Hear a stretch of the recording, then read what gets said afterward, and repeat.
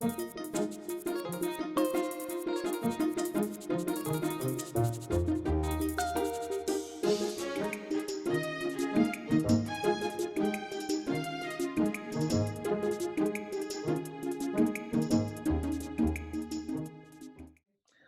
to the May 5th, 2022 Select Board meeting. Happy Cinco de Mayo. We're going to begin like we have in the past recent meetings. Going to begin with an executive session, of which we'll return as soon as we're done right back to open session. Do we have an estimate time for open session? I want to say it says 7 p.m. Might be a little ambitious there, to be honest with you. Expect something close, I think, to 7:15 in that range there. Yeah, and what I do is, as I just send the message to the waiting room.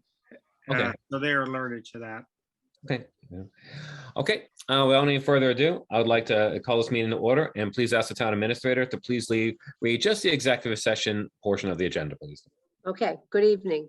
Item number 1 is to meet with town council to discuss a complaint letter dated August 16th, 2021 from Jonathan Hudson Walker and Lisa Hudson Walker of Silverwood Farms LLC and potential litigation against the Conservation Commission and the status of consultants review and report pursuant to Mass General Law, Chapter 30A, Section 21A, 1 and 3 and 7, and Suffolk Construction versus DCAM 449, Mass 444, 2007.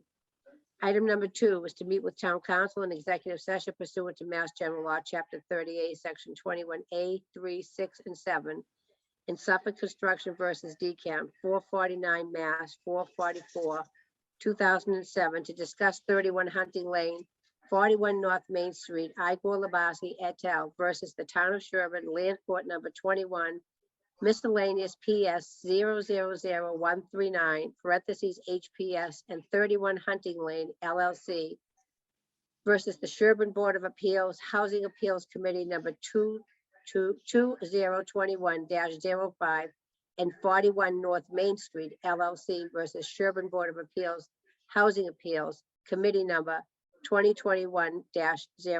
You will need a second and a roll call vote. All right, thank you very much, Diane.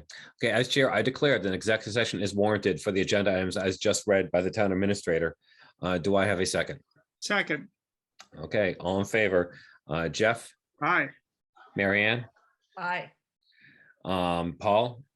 Aye. Well, there's George. Hey, George. And George. Sorry. Aye. Okay, I am as well. Thank you very much.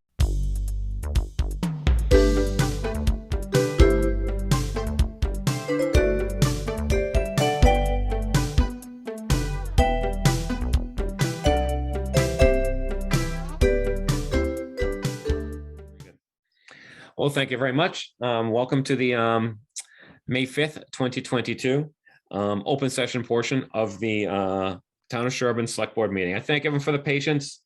That was a long executive session. We had some good dialogue, some good decisions made as well.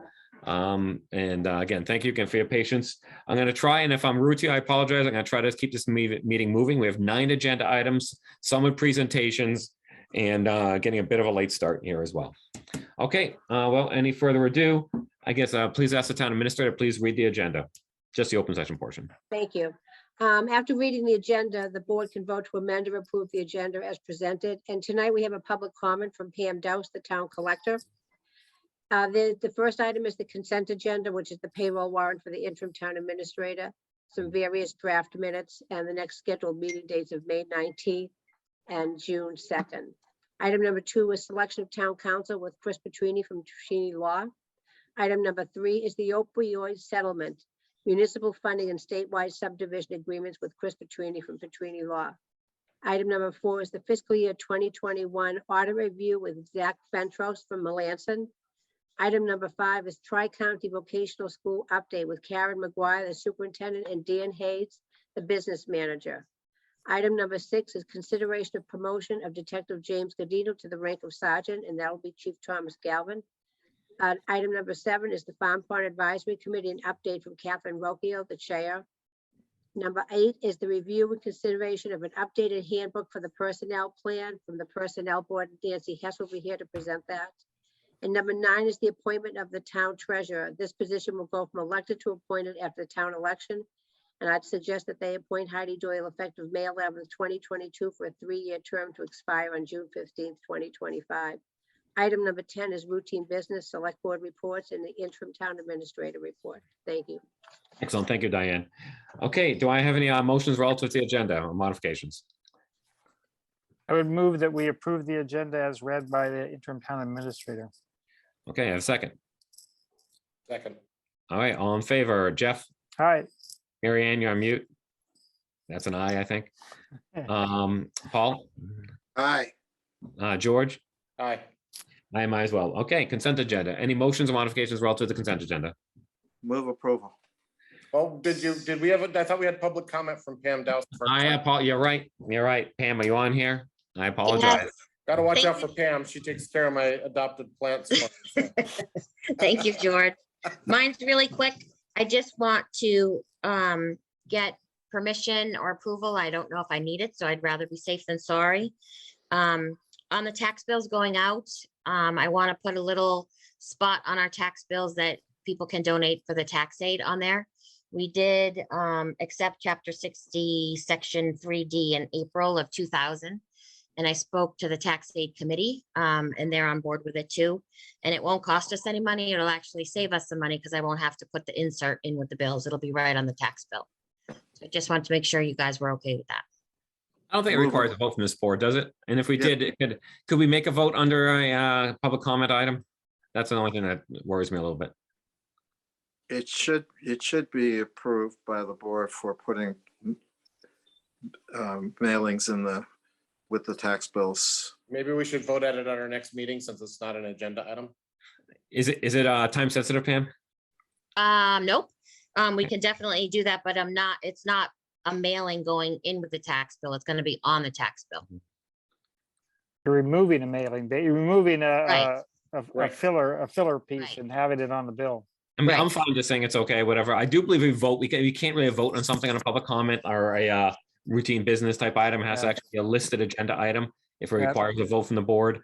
I just don't know if that, I mean, Paul says an extra item in the mailing might require it, but doesn't add on to the bill actually require it? Well, if it's not as time sensitive, why don't we just do it? Okay, you look know? at You Okay. know, Now we know. Now we know. Yeah, Okay, sounds good. Thank you. Okay, Pam, thank you very much. All right, consent agenda. Wait, Jackie's got her hand. Jackie, yep. Hi, thank you. I just wanted to remind everyone that the annual town election is Tuesday and the polls will be open from 7 in the morning until 8 at night. Please come and vote. That's right. Thank And, you. and Eric, one other just reminder when everybody's on here is that the Friends of the Library has their fair again this Yeah. Saturday. So one thing you'll be guaranteed is that it will rain. that's exactly right. I wanted to get some agree with plants this George. year, absolutely. And vote on Tuesday, vote early, vote often. Okay. Okay, so moving on, the consent agenda. Any either motions or modifications? Yeah, Paul. I had moved approval before. Second. Motion and a second. All in favor, Jeff, All right, Mary Ann, Aye. Paul, Aye. George, Aye. and I might as well. Okay, so next up is selection of town council. Chris, I believe you are still on here. Yes, there you are, Chris. How you doing? Good. So I could just give the board a brief update. As I explained in my background email to the board, which should be in your packet, the firm has been going through a period of reorganization because I explained, and this has been out in public as well, that after more than 20 years as the Framingham Town Council and City Solicitor, I decided to retire at the end of June of this year. The firm will continue some work for Framingham, but there will be a new city solicitor coming in, which is something I'm trying to gain more freedom ultimately in my career and in my life, but still maintain our practice for other cities and towns and basically come into a different model where Framingham can be so time consuming. But Sherborn and other clients have been receiving our attention and will continue to receive our attention as well, but we are stepping back from Framingham. So as a result, there's been some reorganization in the firm. Amanda Zaretti and Chris Brown have decided to accept positions at other firms, but we have taken proactive steps to update the firm and bring new personnel in. And in particular, I have on the call or on the Zoom call this evening, we have Heather White, who recently rejoined Petrini and Associates after working with the firm from 2009 to 2015 full-time, and then has been in an of-council capacity for the last several years. Heather also worked for Massport and has just rejoined the firm as a principal of the firm on a full-time basis. And she just rejoined this past week. In fact, Heather's here to say hello to the group if desired. Heather is a graduate of Boston College Law School, as well as American University undergrad. And then the other new attorney we added, in addition to myself, I have over 35 years of practice experience and well over 20 years of municipal law experience, is Michael Terry, who many of you know have been working on land use and zoning. So Mike will continue full-time for the firm. We've also added Arthur White, who is also, Arthur Goldberg, apologize, who's also on the call this evening. And Arthur has a 30-year career that he just finished for the city of Cambridge. He was and finished his position as the first assistant city solicitor, which is basically the chief deputy to the Cambridge city solicitor, and brings tremendous knowledge and understanding of issues relative to open meeting law, real estate, employment, zoning, personal injury, et cetera, and environmental cases. Arthur has come to the firm on an of-council basis, less than full-time, but will be available to assist the firm and the town of Sherborn on legal matters. So the issue before today is because Chris Brown was the primary labor counsel. That's a role that I'm very comfortable in undertaking. The issue is we're requesting the board to continue on with Petrini and Associates if the board is so willing, which we hope you would be. And also ask the chair to have Heather and Arthur be given a chance to say hello if that's the desire. So thank you. Okay, I'll take questions on the board, and then we'll have the other councils give a quick talk. Yeah, Paul, please go ahead. Eric, I'm going to say that I think I like Chris Petrini. I like what service they've given. The fact that there's been some change, there's always change in life. So I would say let's continue with them. And I don't think we need to spend more time on an agenda listening to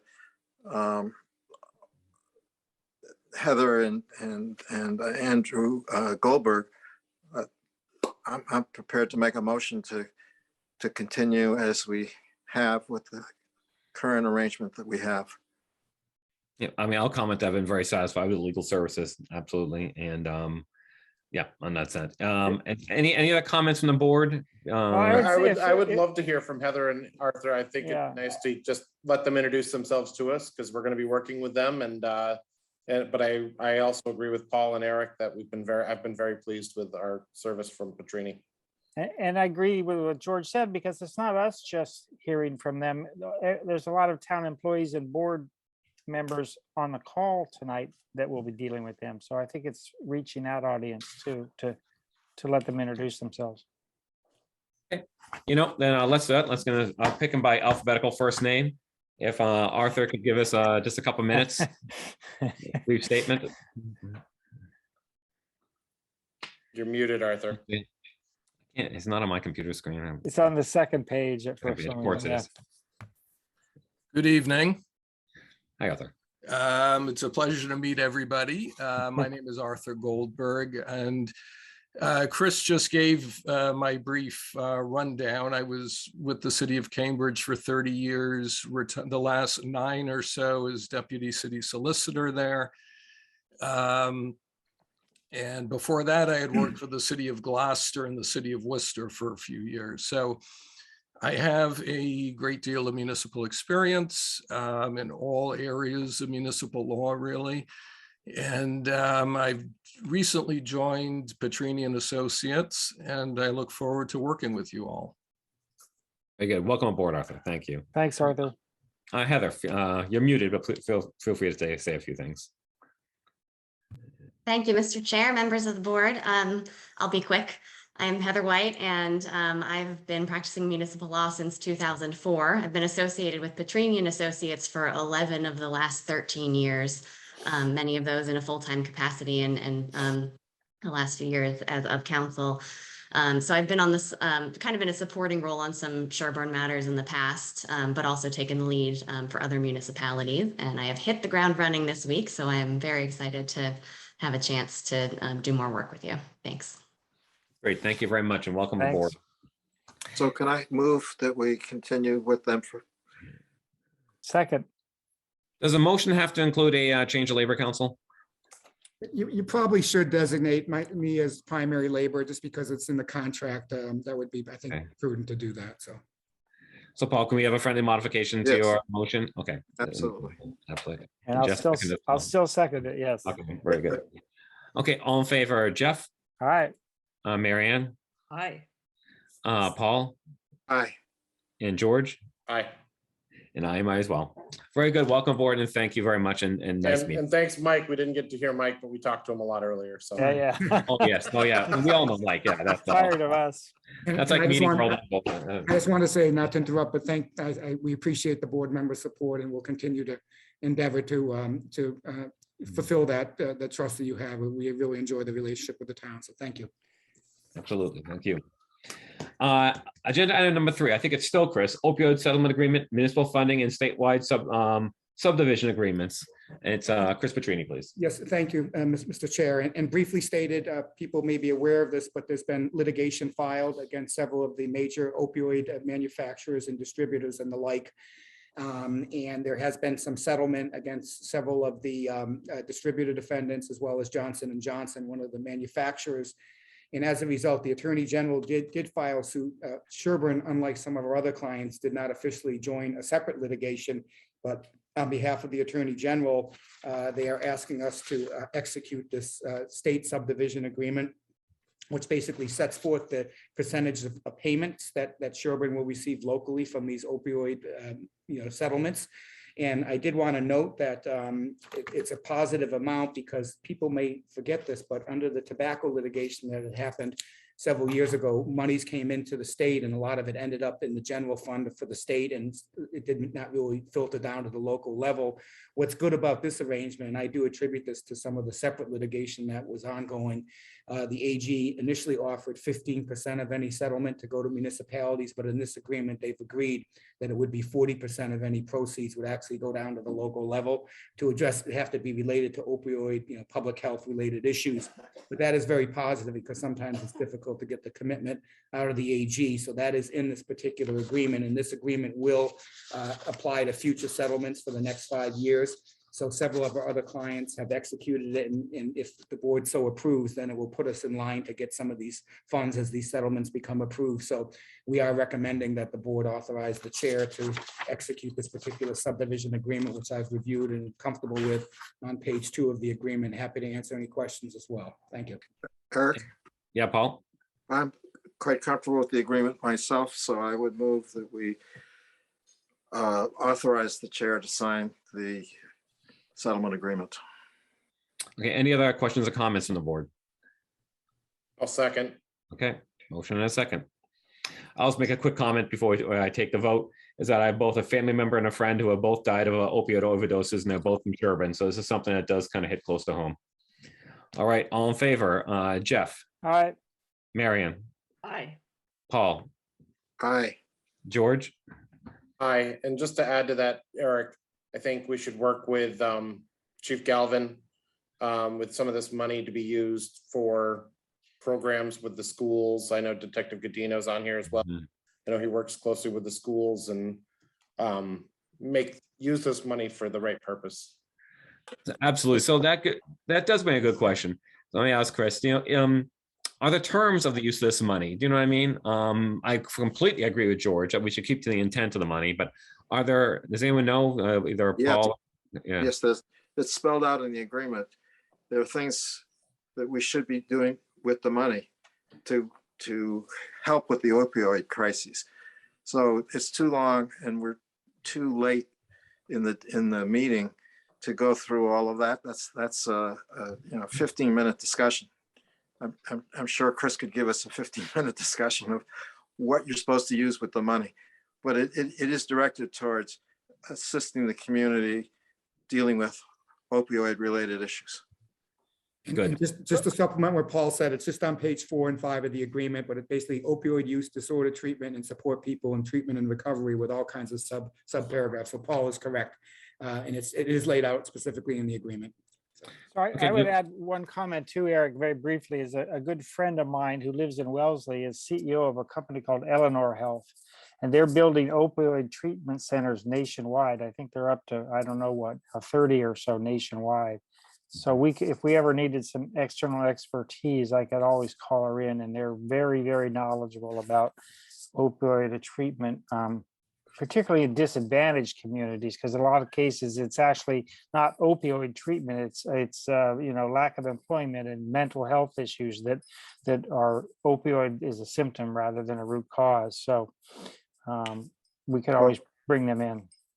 Okay. One of the things that we can do and we should do with the money is to make sure that we have that Narcan, I'm trying to think of the name of it, that antidote to overdose, and make sure they specifically make reference to EMTs and equipping EMTs with the tools they need to save lives from overdose. And if we don't already, if our fire chief already hasn't got that Narcan stuff in every vehicle, and if our police don't have it in every vehicle, we certainly should use this money for that purpose. Well, I think there's a lot, it sounds like there's a lot of potential uses. I'm sure when we actually get the funds, it'll come before this board and to actually have an extensive discussion onto the specific allocation of those funds, certainly. All right, I'm just gonna say, so I'm gonna vote aye as well on this. So it looks like we're gonna move forward with this. And thank you very much, Chris. And like I said, it sounds like we'll be talking about this again. Okay, thank you very much, board members. Have a good evening. Thank you. Thank you. Here, Chris. See you. Okay, agenda item number 4, fiscal year 2021 audit review. Jack Fentros, is it Fentros or Fentros? I apologize if I'm mispronouncing the name. We'll give a talk about the recent audit.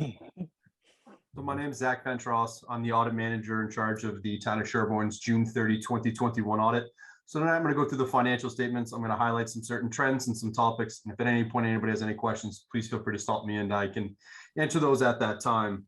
If I could have you turn to the first page after the table of contents. Can somebody pull this just for the general audience? Is there a way that there could be a share screen on this? Does somebody have this on an electronic file that they could? Was this in the package, Diane? Yes. All right, hang on. Let me see what I can do. I just think that would be helpful for the. Yeah, no, it's a good point, George. I Hang can on. share it if it's okay if I share my screen.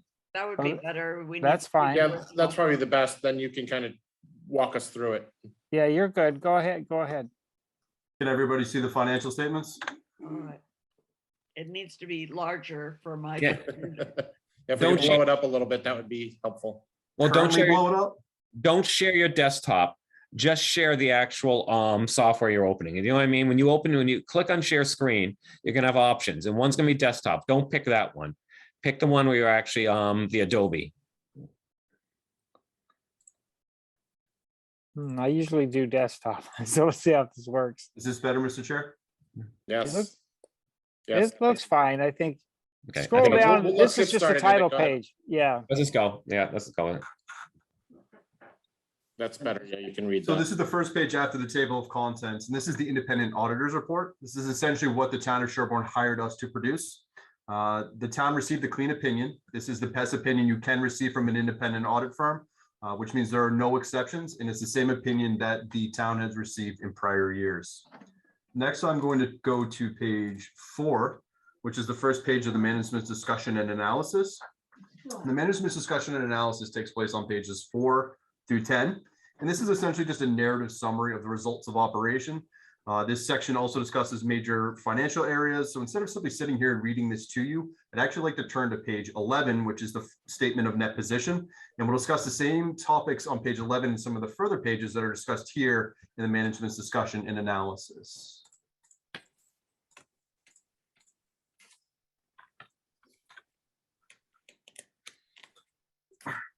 So on page 11 is the statement of net position. And the statement of net position, you'll see there's just one column here. It's called Governmental Activities.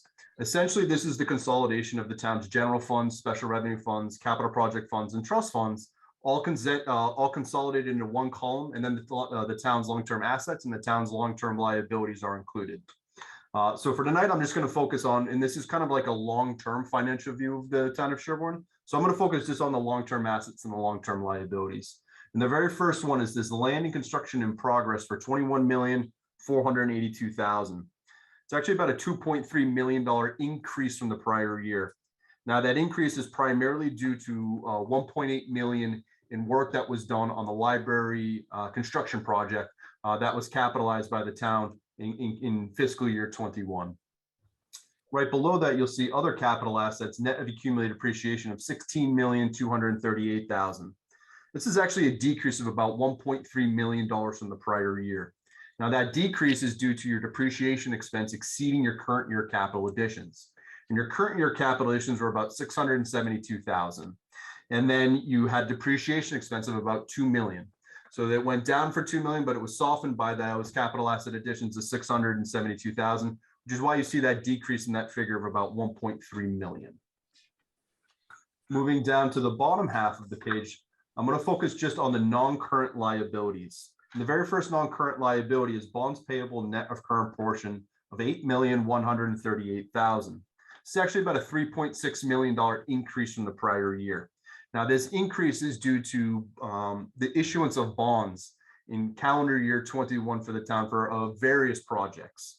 The reason I really wanted to bring this to your attention is users of your financial statements like to see between 70 to 75% of your debt paid off within 10 years. That's a good financial indicator for a town. And as of June 30th, 2021, the town will be paying off 74% of your debt within the next 10 years. So that's a strong, favorable position for the town of Sherborn that will be viewed favorably by users of financial statements, such as your bond rating agencies. Can I ask a question on that, Zach, real quick, though? Absolutely. Because the thing is, once the library goes on the books, it's a fair amount of debt. And do they not make some, there's the difference in asset life. A building has an asset life that's dramatically different than a new, pickup truck type thing. And we're bonding both. So that could change the mix if we're all of a sudden adding a 25, 30-year asset. Sure, and you haven't permanently bonded for that yet. So when the library project is completed and you permanently bond for it, it could affect that ratio, and it may not be viewed as favorably when that additional debt comes on.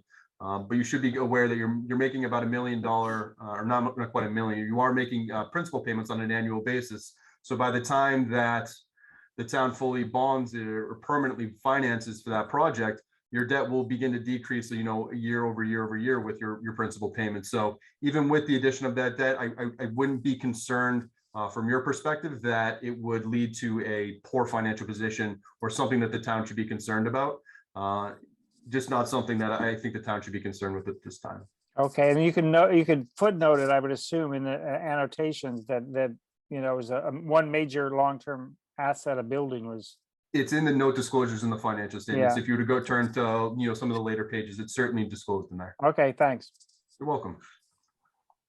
Right below bonds payable, you have your net pension liability, and that has a balance of 9,801,000. Essentially, this represents the town's portion of the unfunded liability for the Middlesex County retirement system.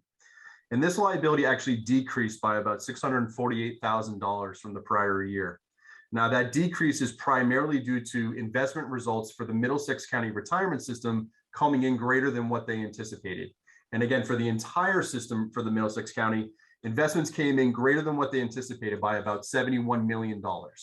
Now, Sherborn's portion of that 71 million is approximately 455,000. So that's really the primary reason for the decrease in that liability. Investment results came in greater than what they anticipated, and that delta, where they come in greater than what they anticipated, helps to decrease that liability. It's not an exact science, but that's the primary reason for the decrease in that liability. Another thing that I think it's important to note about the Middlesex County retirement system is that it's funded at 53%, which is on the lower end when comparing to other retirement systems in the Commonwealth. What we see is maybe an average in the Commonwealth is anywhere from 70 to 75% funded. So having the Middlesex County at 53% is on the lower end of that spectrum. Right below net pension liability, you have your net OPEB liability, which has a balance of $6,915,000. And OPEB stands for other post-employment benefits. This is essentially the health insurance for the town of Sherborn. It remained largely unchanged from the prior year. It actually decreased by about $63,000. But what I really wanted to bring this to your attention is if we could actually jump to page 57, and I'm gonna scoot there quickly.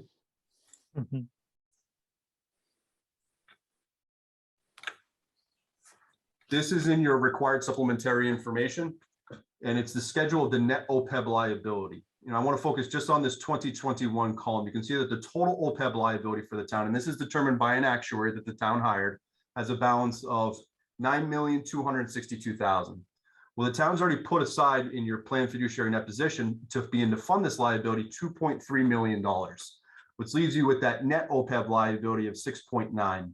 So you funded it at a 25%. I know that the funding of 25% doesn't sound like a lot, but when comparing to other municipalities in the Commonwealth, this is actually a strong position for the town of Sherborn to be in. Most communities are anywhere from 0 to 10% funded of this liability. So the town of Sherborn to already be at 25% is going to be viewed favorably by your users of the financial statements. Your bond rating agencies like to see a commitment of contributions to this OPEB trust fund to begin funding that liability year over year, which the town of Sherborn has done. And again, that will be viewed favorably by your users of the financial statements. I'm going to jump next to page. It shows, like you said, Zach, it shows we were at 10% in 2017 and we've gone to 25. So that's also obviously the progress. Absolutely. And from what I understand, when we were in 2017, 10% was ahead of the curve. That is correct. In 2017, it was probably more along the lines of 0 to 5% for common in the Commonwealth for your contemporary. So again, to even be at 10% in 2017 was, ahead of the curve, if you will. Next, I'm going to jump to page 13. And page 13 is your governmental funds balance sheet. Your governmental funds balance sheet has 5 columns. You have your general fund, which is your general fund plus your stabilization funds. You have your library trust funds. You have your capital project funds, and then your non-major governmental funds, which are your special revenue funds and your other trust funds. And then that far right column is just a summation of the prior 4 columns. The difference between this balance sheet and the balance sheet we were just looking at is this balance sheet doesn't have any of the long-term assets and any of the long-term liabilities. This is more of a short-term financial view for the town of Sherborn. And there's 2 items on this page that I want to focus on here tonight. And the very first one, and we're going to focus just on the general fund column. It's actually the 3rd number from the top. It's your property taxes, and that is a balance of $514,000. And what's important to note about this is that figure is comprised of current year levy plus liens. So the town does a very good job of liening your receivables in a timely manner to protect those receivables to ensure that the town is going to receive payment at some point in time in the future, which again is a good financial position for the town to be in, and shows that they're protecting, and it shows that the employees are protecting the town's assets in a very timely manner to again ensure payment at some point in the future. The next item I want to talk is actually 3 numbers from the bottom. It's under your fund balance, and it's your unassigned fund balance. And that has a balance of $3,933,000. This is actually a $719,000 increase from the prior year. And I'll get into the reason for that increase. But in my opinion, this is one of the more important figures in your financial statements. And the reason for that is it's really the starting point for the free cash calculation that's done on an annual basis. And the reason that this is of importance is again because it's the starting point for the free cash calculation, and the Governmental Finance Officers Association, or the GFOA, recommends this figure anywhere between 8 and 16% compared to the general fund expenditures. And as of June 30, 2021, that ratio for the town of Sherborn was at 14%. So that's going to be viewed again favorably by your users of the financial statements, that the town of Sherborn has a healthy unassigned fund balance right in line with where the GFOA would recommend that balance to be. If I could have us turn to page 52, I'll talk about the reason for that increase of the $719,000. So page 52 is going to be your general fund budgetary versus actual. And you can see here that there are 4 columns. Again, this is just for the general fund budgetary versus actual results. You have your original budget, you have your final budget, then you have your actual amounts, which are going to be your actual revenues or your actual expenditures. And then this far right column, which is where I'd like to pay our attention here tonight, which is your favorable or unfavorable variance when comparing the final budget to the actual revenues or the actual expenditures. You can see maybe about a third of the way down the page, you'll see total revenues had a favorable variance of $13,116. This is the amount of revenue that came in greater than what the town of Sherborn anticipated. So essentially you beat the revenue side of the budget by about $13,000. Moving down about 2/3 of the way down the page, you'll see total expenditures had a favorable variance of about $1.1 million or about 1.2. These are the amount of expenditures that came in less than what was anticipated by the town of Sherborn. Again, can be thought of that the town of Sherborn beat the expenditure side of the budget by about $1.2 million. So in total, on this far right column over here, the town of Sherborn essentially beat the budget by about $1.6 million. So at the end of the year, the town of Sherborn had turnbacks to your unassigned fund balance of about $1.6 million. But during your budgeting process for your FY22, the town used about $845,000 of free cash, which comes from your unassigned fund balance. So you were able to increase your unassigned fund balance by about 1.6 during your budgeting, or during your comparing your actual to budget, and then you utilize about 645,000 of that for your next year's budgeting process. So that's why you see that increase in that unassigned fund balance of about $719,000 in June 30. And that's everything I wanted to go over with the financial statement. So I think what's really important is to kind of have a conclusion or a takeaway of my presentation. And I think that the conclusion and the takeaway should be that the town of Sherborn is in a good financial position. You have a good general fund unassigned fund balance. You had positive turnbacks on your budgetary versus actual analysis. And then finally, you have a well-funded OPEB trust fund, which are all going to be viewed favorably by your users of the financial statements. Thank you very much. Questions before I jump into the management letter, or? George, do you want to ask a question now, or wait? I had one quick question on the free cash. When you say, I talk about the healthy level of free cash of overtaxing versus if we're having that much of a budget, we were over budget by like $1.2 million, I think you said. Like under budget by $1.2 million. Yeah, did we? Under budget. Sorry, but does that mean we overtaxed? Like, are we over budgeting and pulling too much from the taxpayers?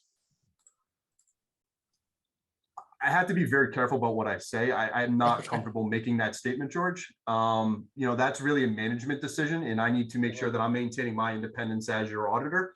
Okay. If you were to look at, I think COVID certainly played into that factor this year, where some projects were maybe delayed or what have you, where you didn't see the expenditures that you would see in a normal year.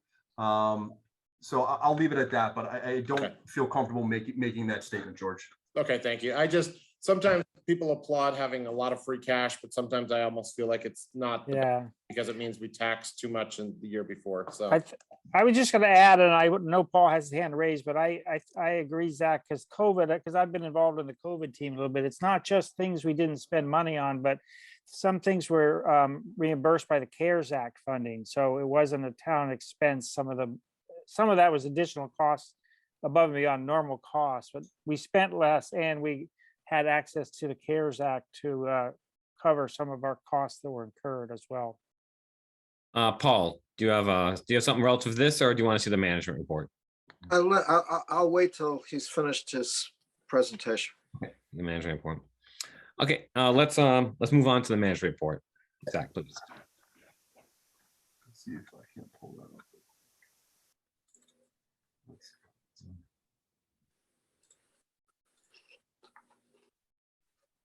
I'm going to stop sharing and then I'll reshare with the management letter. Bear with me just 1 second.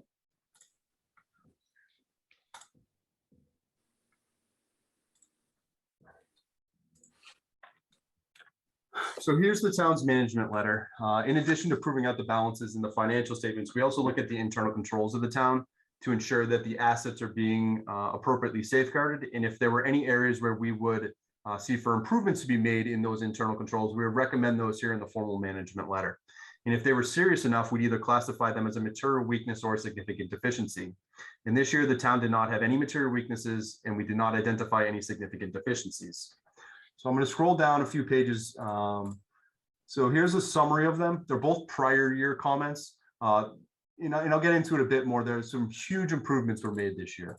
The first one is a repeat of a prior year comment, and it's to improve the condition of the general ledger. So this comment, basically what we're recommending is that, various improvements should be made to the general ledger to improve the reporting and the accuracy. And the town made significant improvements in fiscal year 21. And that's really speaking to the work that Deb Seifring did. I know that she looked at this management letter last year, and last year this comment was actually a material weakness. Through Deb's hard work in diligence in making sure that she resolved our recommendations, we did not classify this as a material weakness this year. So certainly want to extend a thank you to Deb for everything she did in relation to resolving the majority of the comments here. There were a few that were unresolved, but it didn't meet, in our opinion, those unresolved items didn't meet the need for a material weakness. So again, kudos to Deb for the hard work that she did. Moving down to the last page, you'll see the very last item here is to require dual signatures. So in the prior year, we recommended that the town ensure that both the preparer and the reviewer of your cash reconciliations and your receivable reconciliations are formally signing off on those reconciliations to kind of document that work. And the town implemented that in fiscal year 21. We didn't see any issues there. So again, that's just a kind of letting the board know that this was resolved by the town in fiscal year 21 and it's no longer an issue. And that's everything that I wanted to bring to your attention here tonight. Thank you very much. Before I take any questions, I definitely want to thank our financial team and thank Deb for making those improvements. That's huge. That concerned me with last year's audits. Any questions first from the board? And just, all I see is tiny little people. So you got to use the raise hand feature, except Paul. I think you can stop sharing your screen now, Zach. There you go. Yeah. So, I'm still on 3 pages. So I see Paul, but I might not see people if you're on another page and you're waving madly. Yeah, Paul, go ahead. So I was going to ask Zach how many years he's been the account manager on the Sherborn account. I've been on the Sherborn account for 8 or 9 years.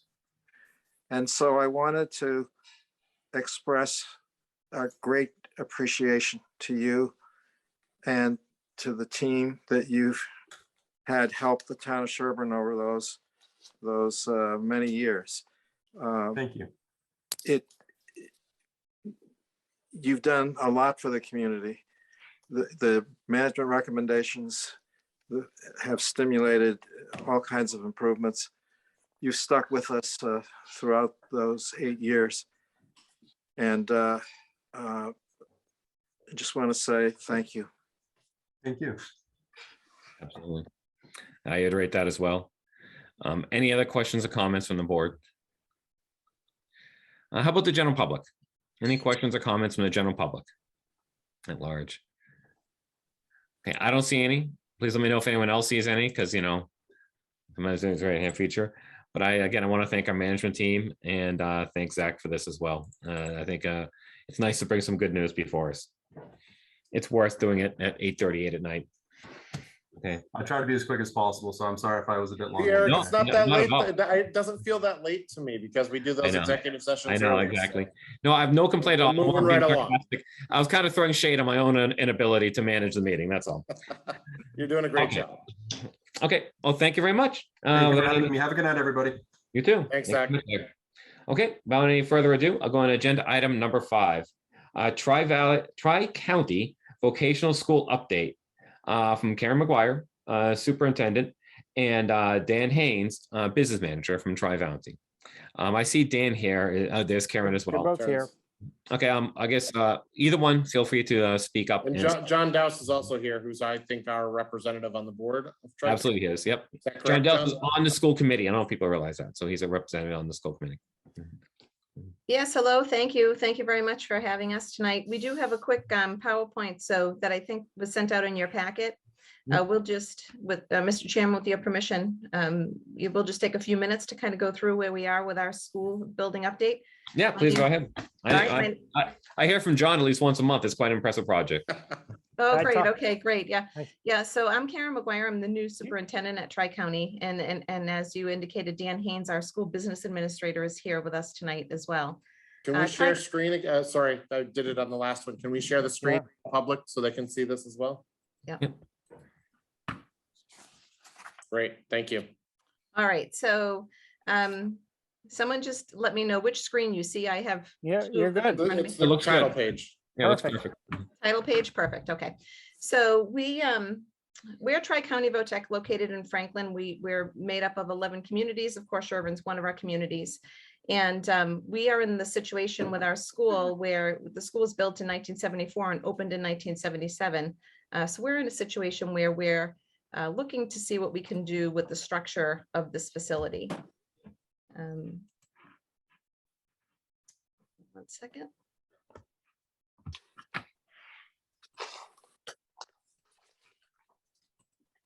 So we, again, being a vocational technical school, we have 16 career programs that are open to our students. And the screen that I'm sharing with you right now mirrors what we have with our sister vocational schools that are in the Commonwealth that are currently in with the MSBA as part of the building pipeline for their building projects. And what I've shared with you here is the estimated cost of some of those schools.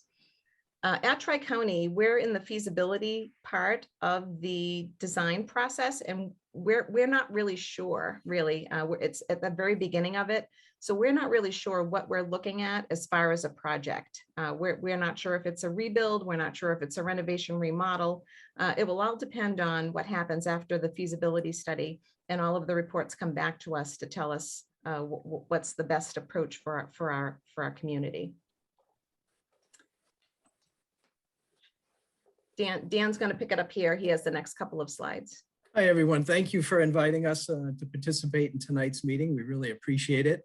Our structure, our building, housed in Franklin, was built in the mid-1970s. So this renovation project is well overdue at this point. So after numerous submissions to the MSBA, we were finally invited into the core renovation project pipeline on December 11th, 2019, and formally invited into the feasibility phase, which is what Karen McGuire just mentioned as the current point where we are in the process. So between April and September, we organized our team, we assembled our school building committee team, and we hired an OPM, which is required under Mass General Law, Chapter 149, Section 44A and 1/2 for construction projects over 1.5 billion in Massachusetts. So we hired Doran Whittier, great OPM firm. They're located in Newburyport and in Vermont. So we've had a meeting. We had a meeting on October 30th. It was the first of what we're calling our transparency meetings.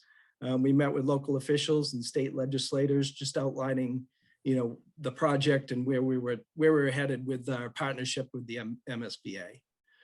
In December 2021, we hired Drummy Roseanne Anderson, DRA, as our architect and designer. So we're very excited to have them on board. And we will continue to meet with town administrators, select boards. We have a meeting planned. Mark your calendars, June 9th at 6 o'clock. We're gonna do that in person at Tri-County, but we'll also have a Zoom component, I'm sure. So that will be an exciting first look with our designer to talk about next steps. So milestones. So what have we accomplished? We're again in the feasibility stage. We've developed an educational program that's required by the MSBA. We're looking at options through our designer, our PDP, that's our preliminary design program. The MSBA requires us to look at reno, ad reno, and new construction as part of this process. So moving forward, looking out January, March of 2023, we'll meet with the board to discuss our schematic design. And at that point, we'll have our what we consider our preferred option. August 23, they will hopefully approve this schematic design. And in the fall of 23, we will be going to the voters. We have 120 days after we get that approval from the schematic design team at the MSBA to get local approval for our construction project. So in our agreement, in our regional agreement, it's a popular vote. All of the towns, the 11 member communities all vote at the same time. And it's a popular vote of the voting registered voters of the towns. The cost of that election, vote is borne by us, the school district. So the construction cost, when we get to that point, is to the member towns is the total project cost less the MSBA grant, which currently stands at 52.89% of eligible costs. There are incentive points we can receive at this point for green building, construction management at risk option. So there's some, a good maintenance plan, capital maintenance plan. So hopefully we can increase that 52.89 by some incentive points. So each community will share in the debt service. We're looking at a 30-year bond. That's what we're talking about at this point. So in our district agreement, as a vocational school, every member community is responsible for capital costs. And in accordance with the agreement, it's assumed that there's 5 students. That's in section 4, item D, apportionment of capital costs in our district agreement. So even if, and this is the case with Sherborn, there are no currently, you do not currently have students at Tri-County, but you would pay for 5 students in the capital cost allocation. So how long will this take? It's going to take over 2 years just to get through feasibility. So assuming the project design takes 9 months in 2024, major construction, summer of 25, hopefully. So the first year impact on a 30-year bond issue is 2028. That's our best guess at this point in time. So looking at our 11 member communities and what the foundation enrollment looks like, this is going to tell you who's going to bear the major cost of the principal and interest on the debt. North Attleboro is our largest sending community, with Franklin close behind. You'll see Sherborn with the assumed 5 students in that calculation. Yeah. All right, so we, as Dan said, we currently right now at this point, the Sherborn, we have 0 students from Sherborn, but you're going up by 200% next year. We do have 2 students who have agreed to come to Tri-County next year, and we hope to see that increase. Certainly you're paying for 5 seats, so I'd like to see at least 5 students from Sherborn attend Tri-County.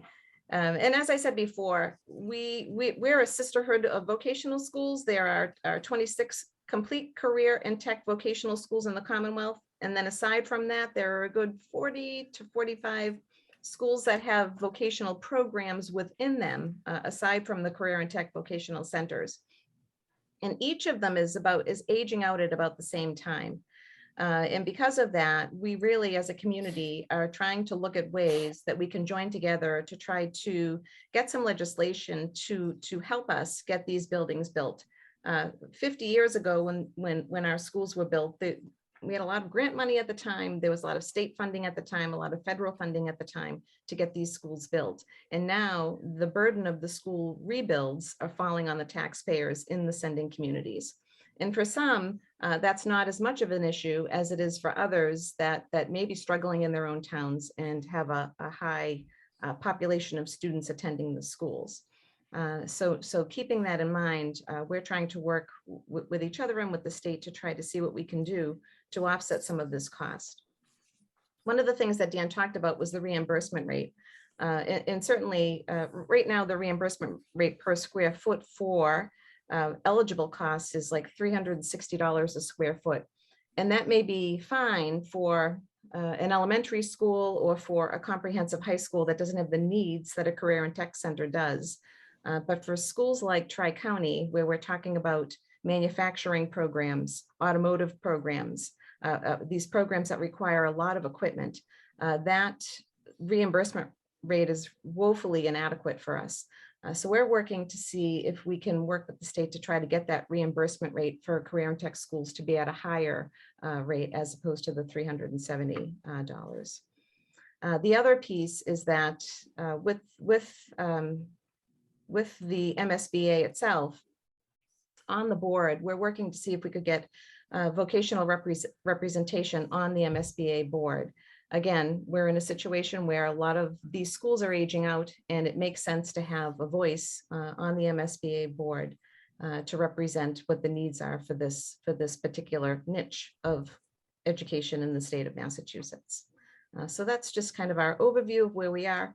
Again, we're at the beginning phase of this. We will know, I would say probably early fall, what we're looking at, what the desire from the MSBA is for us to do. And we'll be back again to just kind of keep you posted and updated on where we are. We'd like to extend an invitation to you to come to visit our school. Would love to take you around and show you what we have to offer. We have had a great connection with Sherborn since the time the school has been thought of, actually. And John Dowse's mom was one of the first school committee people on the Tri-County School Committee. And now John himself serves as a representative on our building committee and in our negotiations committee. And he certainly does a fine job representing your town. So again, thank you very much. June 9th, as Dan said, June 9th is our community meeting. It's open to all community members from the 11 towns. We're hoping to get as many people to come to Tri-County on that day to hear about what we're doing, just so that we can make sure people are in the know. Thank you very much, Karen. Thank you. And thank you very much, Dan, as well. Okay. So can I ask a question? Yeah, go ahead. We could probably stop sharing, Karen. Okay. Thank you.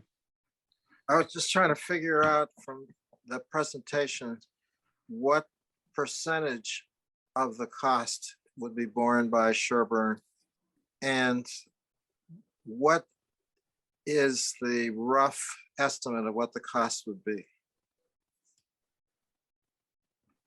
So right now, we don't know whether it's a rebuild, a completely new, some of the projects that are happening right now that are like our size, let's say, are in the $300 million range for a brand new building.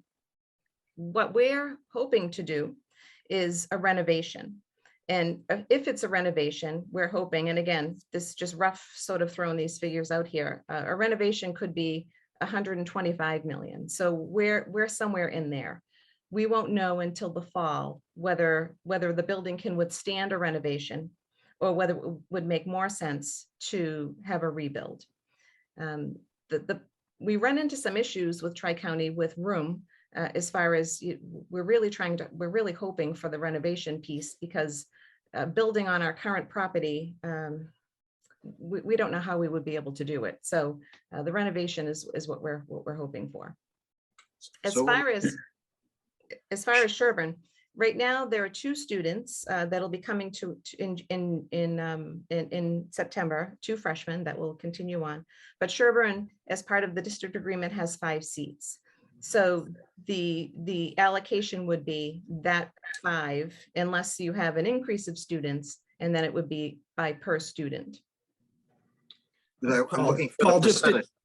Paul, just to answer that question. So in your 2023 budget, because Sherborn did not have any students, there was 0 in the operating assessment, but the capital assessment of our $300,000 capital assessment district-wide, Sherborn paid $1,667.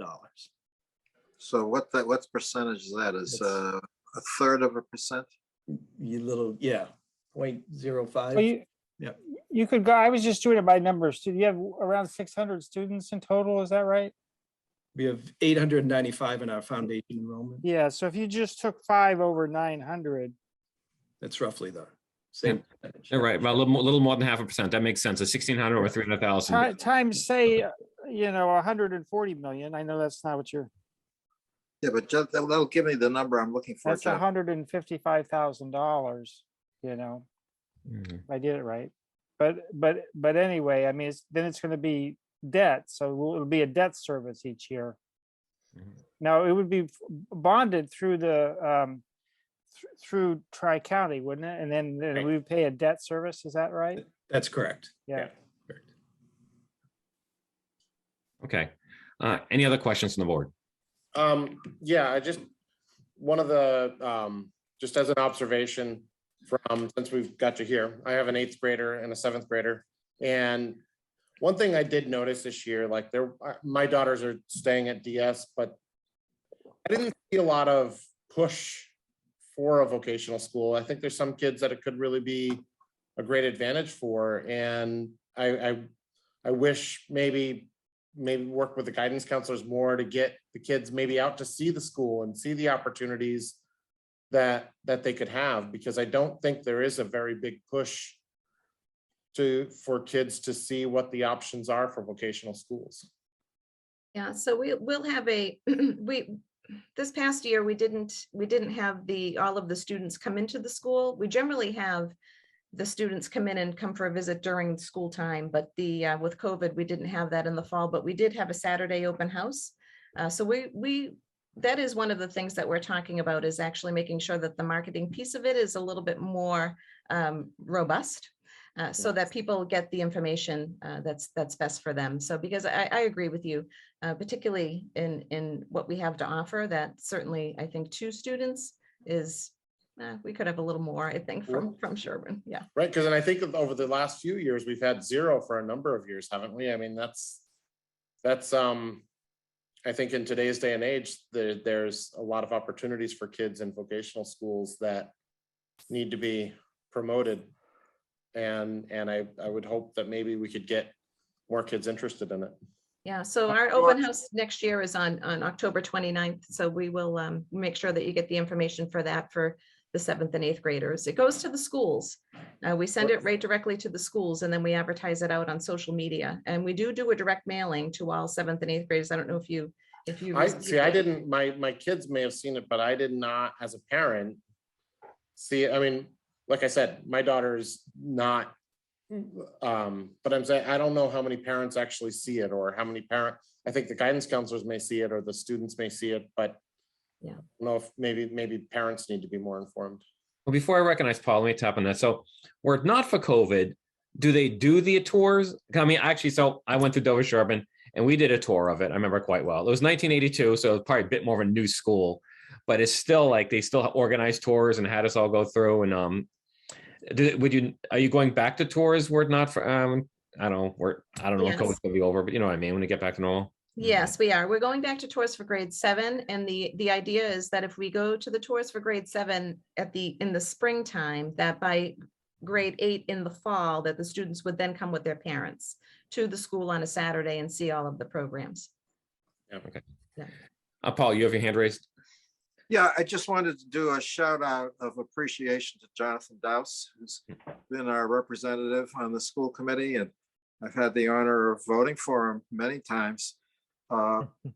It's been quite a bit of service for him, to the benefit of the community and the benefit of the Tri-County school system. Thank you, Jonathan. You're welcome. And George, we did have 2 students graduate last year from Tri-County. Great. So it's been a mission of mine. When Karen started, Karen came on at the end of last year's school year, and our meeting was with her. We had that discussion of how do we get the word out to more of the Sherborn parents to get the kids over there. And I agree with you, there's a lot of students that would really benefit and do much better at a program at Tri-County than they would at Dover Sherborn. Absolutely. And one other thing, now, just to clarify, since we're at Dover Sherborn, do the Dover kids have Norfolk Aggie? Is that their vocation? They have Norfolk Aggie's one school, but they're also a part of Minuteman. Yeah. Oh, okay. I was just confused as to what the vocational options are for the kids from Dover Sherborn, because I felt like Norfolk Aggie was an option, or is it Tri-County or Minuteman or? Yeah, so Minuteman is for Dover, Tri-Counties, Sherborn, Norfolk Aggie for agricultural is for both. Oh, Yeah, for okay. either. Mhm. Okay, I just didn't know, so thank you for the clarification. Okay. All right, anything else on the board? How about the general public? And just, I'm looking at the virtual hands. I don't see Okay. any. Okay, So someone had a question. I can see, Oh, I'm wait. sorry, but you do have a question in the chat that if somebody comes to a school such as Tri-County, can they still participate in sports in their comprehensive school or Dover Sherborn here? But we have all of the same sports teams with the exception of girls field hockey. We don't have field hockey yet. But we do have, a very dear. exciting sports program and a lot of competition teams, cheerleading competition teams and things like that. So yeah, that's So that you have your own sports teams. we do, yeah. absolutely, yeah. I see that Keith Techman's out all the time playing. Mhm. All right. Well, thank you very much, Karen, and thank you, Dan. And good luck. And I'll be getting posted from John, but feel free to come back, especially as you kind of refine the scope of this project and as the project moves on. All right, great. Thanks so much for having us. And Thank you, again, everybody. yeah, Thank come you, on Eric. over. Come on over and see us. Thanks, John. Thank you. Okay. Yeah, All right. Thank you, Mr. Chairman. thank you. Okay, moving on. I had kind of my own goal of promoting James by 9 o'clock. Looks like we didn't quite by 1 minute, but anything else? Moving on to agenda item number 6, consideration of promotion of Detective James Godino to the rank of Sergeant. Chief Thomas Galvin.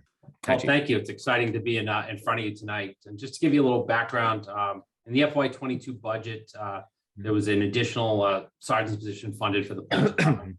And Interim Chief Bento at the beginning of the fiscal year felt it would be prudent to wait until there was a permanent chief to make this selection. So after getting settled, we began a process to not only select a new sergeant, but begin to plan a little bit more for the future and actually create a promotional list that's going to be valid for the next year. So the process began with officers that have at least 3 full-time years of full-time experience were invited to submit a cover letter and resume. And an interview panel of regional command staff conducted interviews of 5 candidates and ranked their performance. Each candidate was also given a written assignment and a complete review was done of their work history and performance here in Sherborn. And what's just one thing I'd like to say is that the professionals that came in from the outside to do these interviews are people that I've worked with for decades now. And they were extremely impressed with the level of our candidates. And I think that really shows what we have and what we're building for the future here. And ultimately, Detective James Godino ranked first out of all of our candidates. Detective Godino began his law enforcement career here in Sherborn in December of 2010. Prior to serving the residents of Sherborn, he graduated from the University of Massachusetts at Amherst, where he was the captain of the track and field team. And just an interesting tidbit, he's still the all-time record holder in UMass history and the 500 for the indoor track season. He began his law enforcement career in 2007 with the Brattleboro, Vermont Police Department. He served as a patrol officer, detective, and was nominated by the state's Attorney General's office to be a drug recognition expert. In 2012, he was assigned as a department's detective, court officer, and evidence custodian. Through his experience as a detective and court officer, he became well respected in the region and receives high praises from the clerk's office, district attorney's office, and the judges at the Natick District Court. In 2017, he was assigned as a field training officer. Detective Godino was also the lead investigator into the Walgreens armed robbery. And the final defendant was actually convicted yesterday on all 13 charges that were levied against him. In addition to his law enforcement duties, Detective Godino is the co-founder and co-leader of the Middle School Peer Leadership Club and is an assistant track coach at DS. I think I got to get this right. This is the most important part. So Detective Godino is supported by his wife, Amy, and his 2 sons, Tyler, who is 9, and Ryan, who is not 4, but he is 4 3/4. It's very important that we recognize those 3/4 of a year for Ryan. And it's my privilege tonight to present to you Detective James Godino and ask that you vote to promote him to the rank of sergeant. All right, James, do you want to say anything? Sure. I mean, you got it right, Chief. 4 3/4. He's in bed now. So I was hoping he'd get to see it. if you messed it up, he wouldn't have minded. But yeah, I mean, as I've always said, when I started my career here in 2010, it was a privilege to be hired. and to start with the Sherborn Police Department and serve the Dover Sherborn community, and it continues to be and has been ever since then. I will say that the time I put in as a patrol officer here and as a detective was truly it was a lot of hard work, but it was a true pleasure every step of the way. I've never really backed down from taking on additional responsibility, and I hope to continue partaking a lot of the things that I've done over the years, even though I am transitioning into hopefully transitioning into a supervisory role after tonight. And I'm looking forward to the future and looking forward to the opportunity to, assist in leading this department, under Chief Galvin into the future. And, it's something I'm very excited about. I'm very much ready for. I'm very ready for the challenge. And couldn't be more excited about where we are as a department right now. So. Excellent. Thank you very much. And congratulations, James. I'll recognize George, and I have a quick question. Go ahead, George. I just really happy to see this on the agenda tonight. I think this is well-deserved. You're a great member of the community. My kids know you. And I want to make the motion to promote Detective Godino to Sergeant. All right. Thank you very much. A motion from George. Do I have a second? I'll second that, or Paul second it. I just have a question. It's more my own ignorance, and I'm just curious about it. Do you remain a detective when you become sergeant? Because detective's not a rank, it's a position, right? Or is it somehow, is it also a rank? It's more of a special assignment, but I think that the plan, through my conversations with Chief Galvin, I'm sure you can speak to it, but I think it's a plan to allow someone else to maybe fill those shoes and, garner their own investigative experience. And I think that's what we're going to be doing. So, but Chief, feel free to chime in. Absolutely. I tell you, from my personal experiences and making that jump from, to a sergeant is one of the most difficult things to do in law enforcement. So we're going to take away some of those duties as an investigator. We're going to use that to create some opportunities from some others in the department. And, we're going to let Detective Godino and now Sergeant Godino flourish as a detective and learn that position as things move forward. Good. Very good. Godino would make a detective. Are you doing like a small internal ceremony with the new badge? So we're not going to do anything today. We are planning in early FY23 with some retirement and some other things that there'll be a couple of other promotions, and we're going to try and group everything together. It's just kind of with meetings still being Zoom and how things are handled. We discussed that, and we decided we would do something a little bit further in the future. Okay. Yeah, Paul. This is a question for the chief. How many sergeants will we have now when we vote this? And what is the command structure? You have a chief, you have a lieutenant or a deputy chief, or lieutenant? And then, yep. So currently there's the chief, there's the lieutenant spot, Lieutenant Bento, and this will be 3 sergeants. What we will be transitioning to in FY23 will be the chief, lieutenant, and 4 sergeants. And that will ensure that we have supervisory coverage on all shifts. Okay. Okay.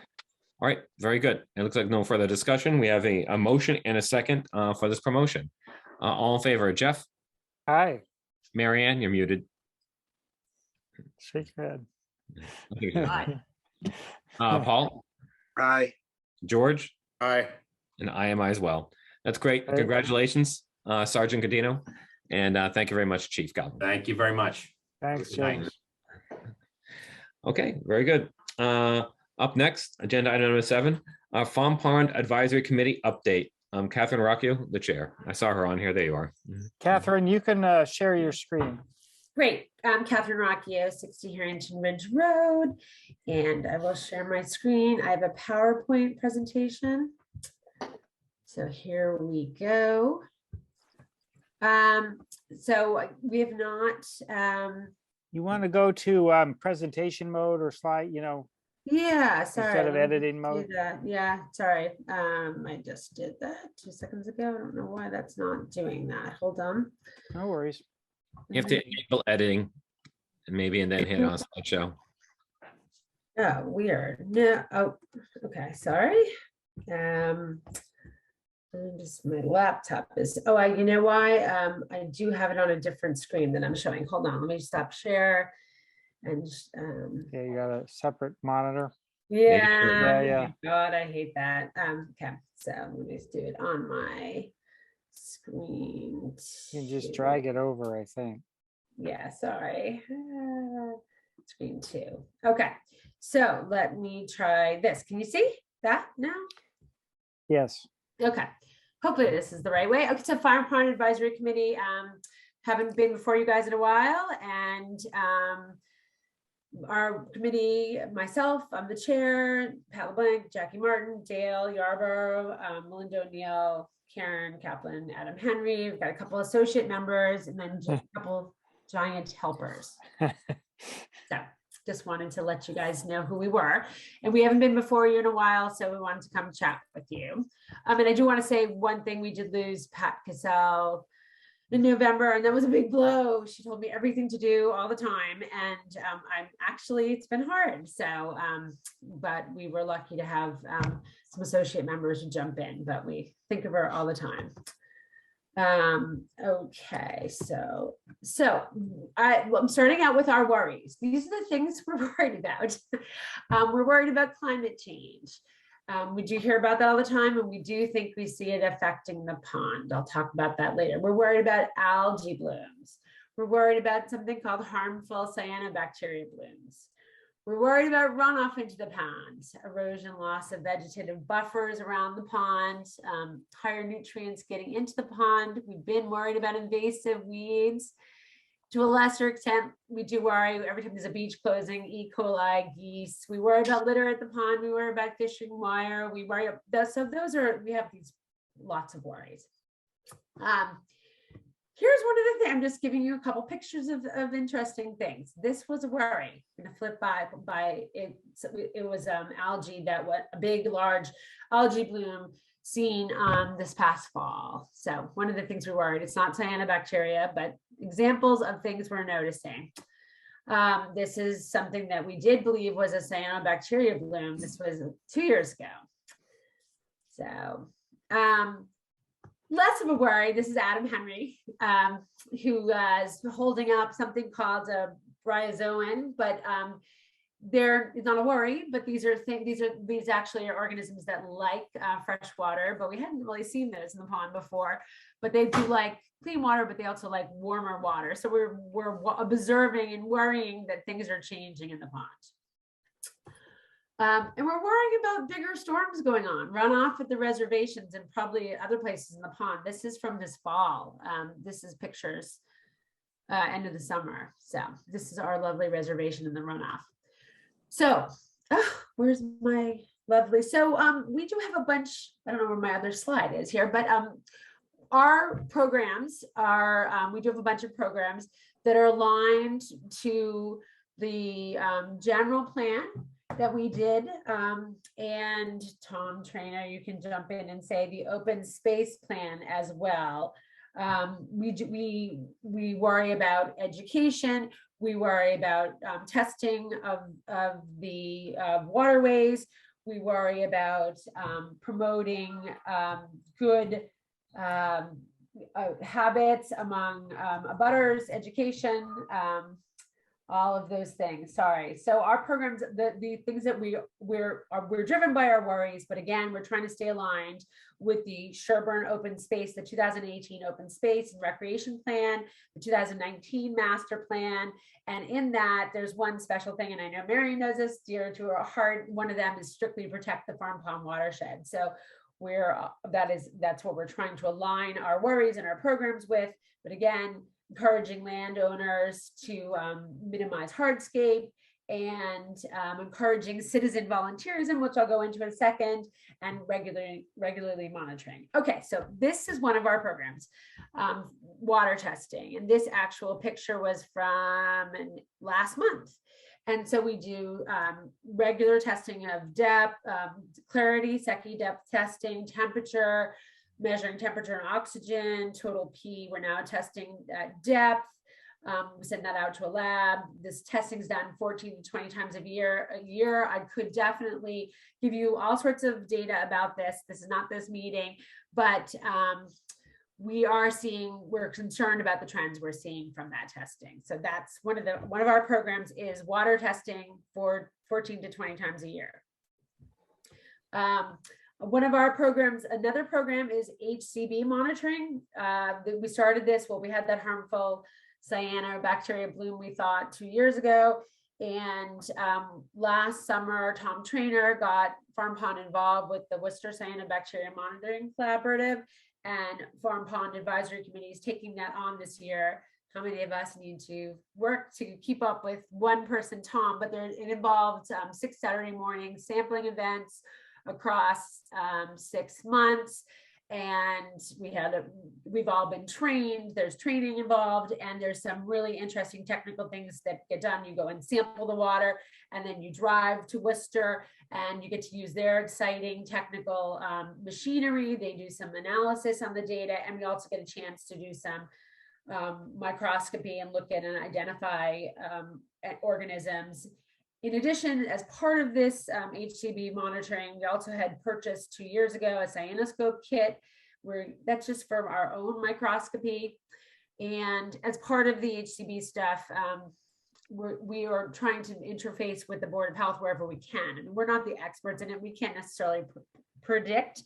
Maybe as part of this Worcester project we're doing, we might be able to predict watching, trends on the data. But in general, we're trying to just be one resource to the Board of Health if and when cyanobacteria blooms happen.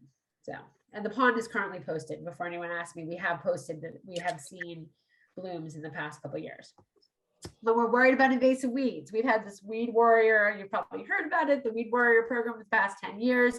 It involves getting trained by DCR on how do you identify an invasive weed. We have volunteers who monitor sectors of the pond, and we also continue to emphasize boat washing at the ponds and sort of restricting boats from going into the pond unless they've been washed.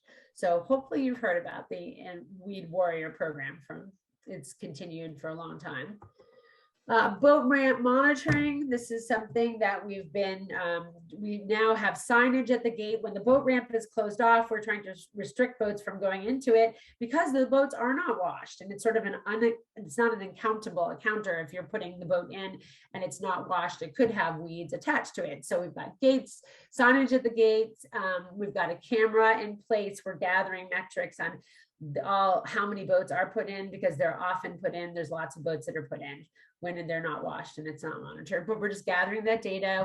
We've worked with some Boy Scouts to encourage information at the boat ramp. And what else did I miss here? Sorry. We talk internally about how we might be able to staff more boat ramp hours, but we don't have any solutions for that yet. So boat ramp monitoring is something we do. We're worried about erosion and runoff. We get involved, and Judy's been amazing support. We advocate for rain garden maintenance.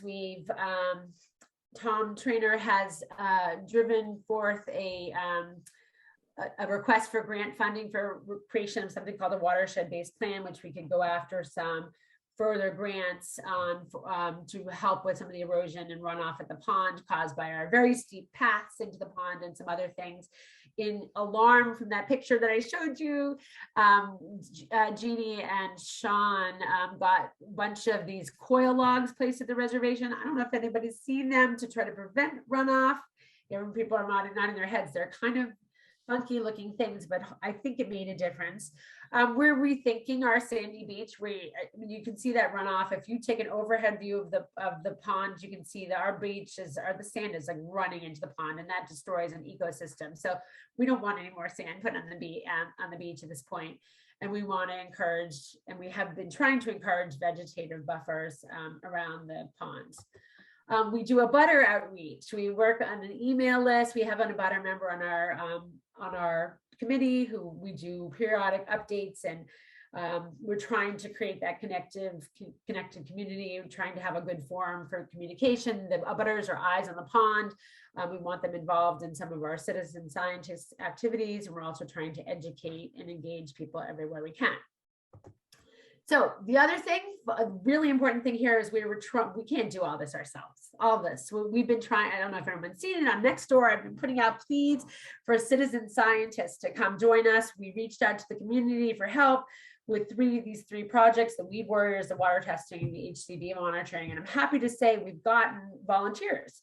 So we're training them. We're trying to build a cross-trained larger group than just counting on Tom and maybe myself, and we can't do this alone. So Sherborn Yacht Club has also been a big help, and we want to figure out how to keep them engaged. And really, there is time spent in this all and needs to be spent to train, but we're hoping to ever expand the team, and we're going to be at the Sherborn Library Fair, hopefully recruiting for people.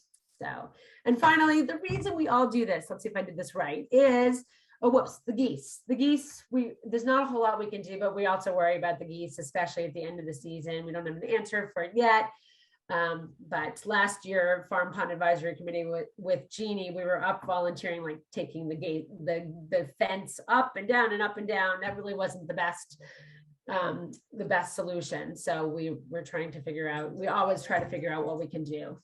And the whole reason we do this, of course, because we all love the pond, and this just gives a flavor of our wonderful pond that we have. And that's why we do what we do. So that's what we're up to.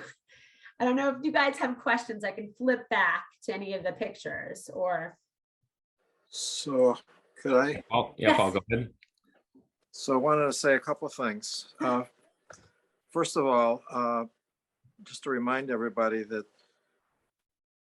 we own the pond due to a special act of the legislature.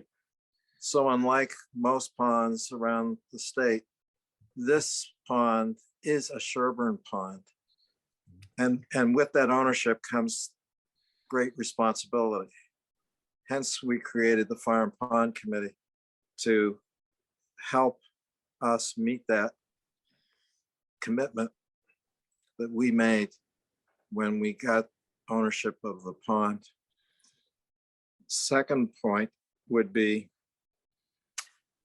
that at some point, some years ago, we spent a lot of money on engineers looking at ways to protect the quality of the water, and rain gardens and retention ponds was a solution that was brought forward.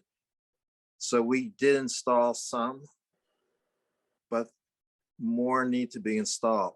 The advantage of a rain garden or a retention pond is that when you have a big rainfall event, the water settles into these retention areas, and the water filters through the retention pond into Farm Pond, so it's filtered rather than running overland and carrying everything with it.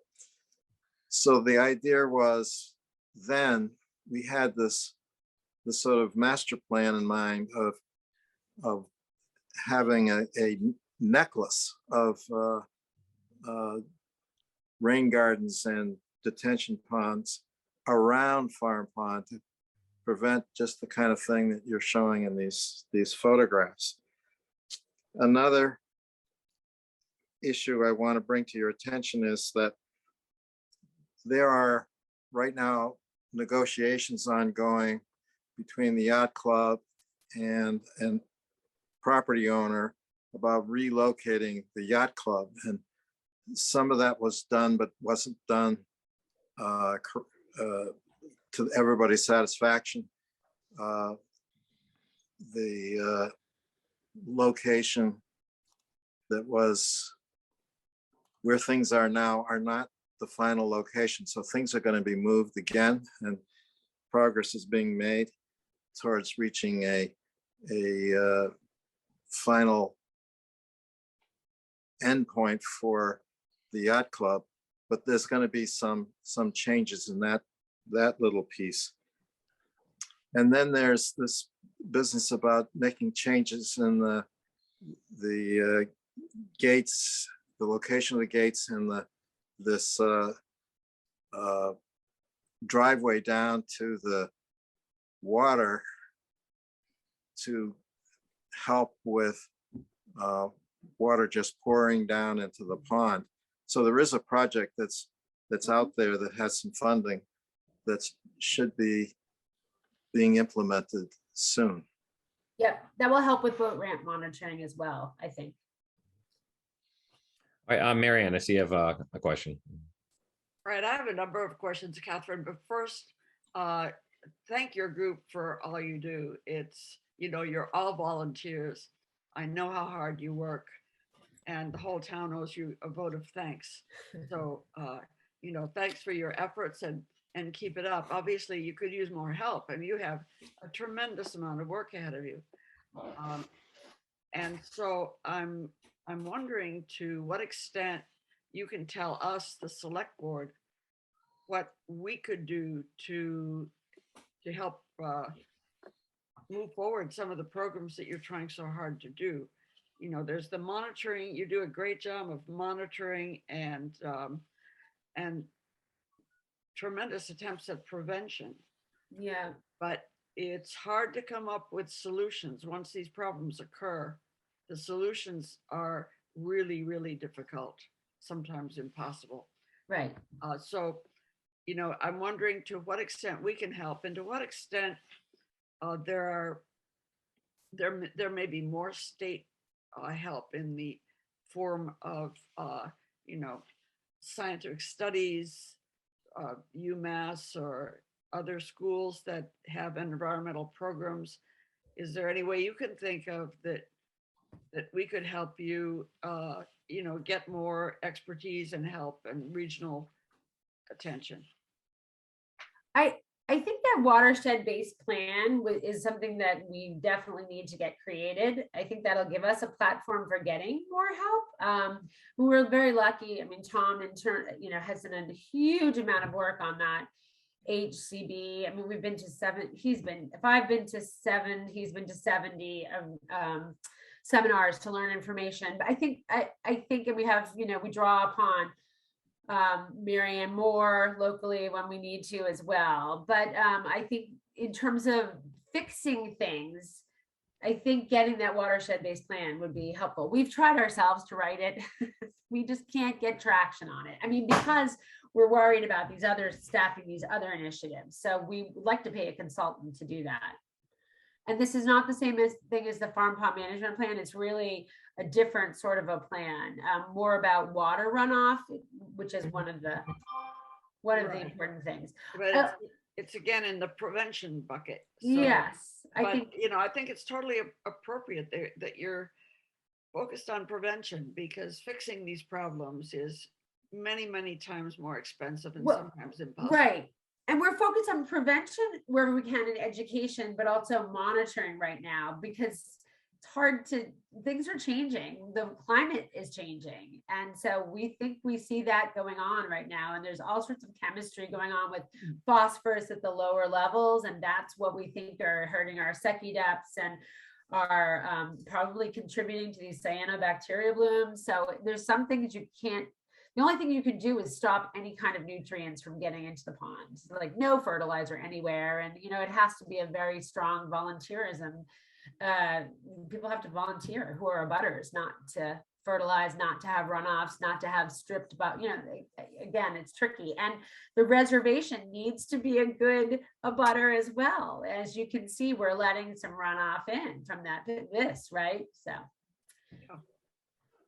So. George. Oh, I'm sorry, Marion, were you done? Your hand was down. I just wanted to. Yes, I'm done. Thanks. Okay, George, please. Thank you. Just one quick thing, Catherine, you mentioned the geese. Just as an anecdotal thing, my mother lives on a lake and she had a lot of trouble with geese coming up on her waterfront. And one thing that stopped them is they just put little like American flags all along the edge, and they won't go past them. It's amazing. It's like a little tiny thing, but just like something to cover the beat, like something that starts to pick up in the morning. I think there's a known solution, which is putting that snow fencing at the water's edge. The problem is staffing leaves on August 15th, right? Right, So then right. who takes it up? Who puts Who it picks it up? Yeah. That's It was just that, that's just a little thing that they've done at the lake that Yeah. works. So I just wanted to mention it. Yeah, yeah.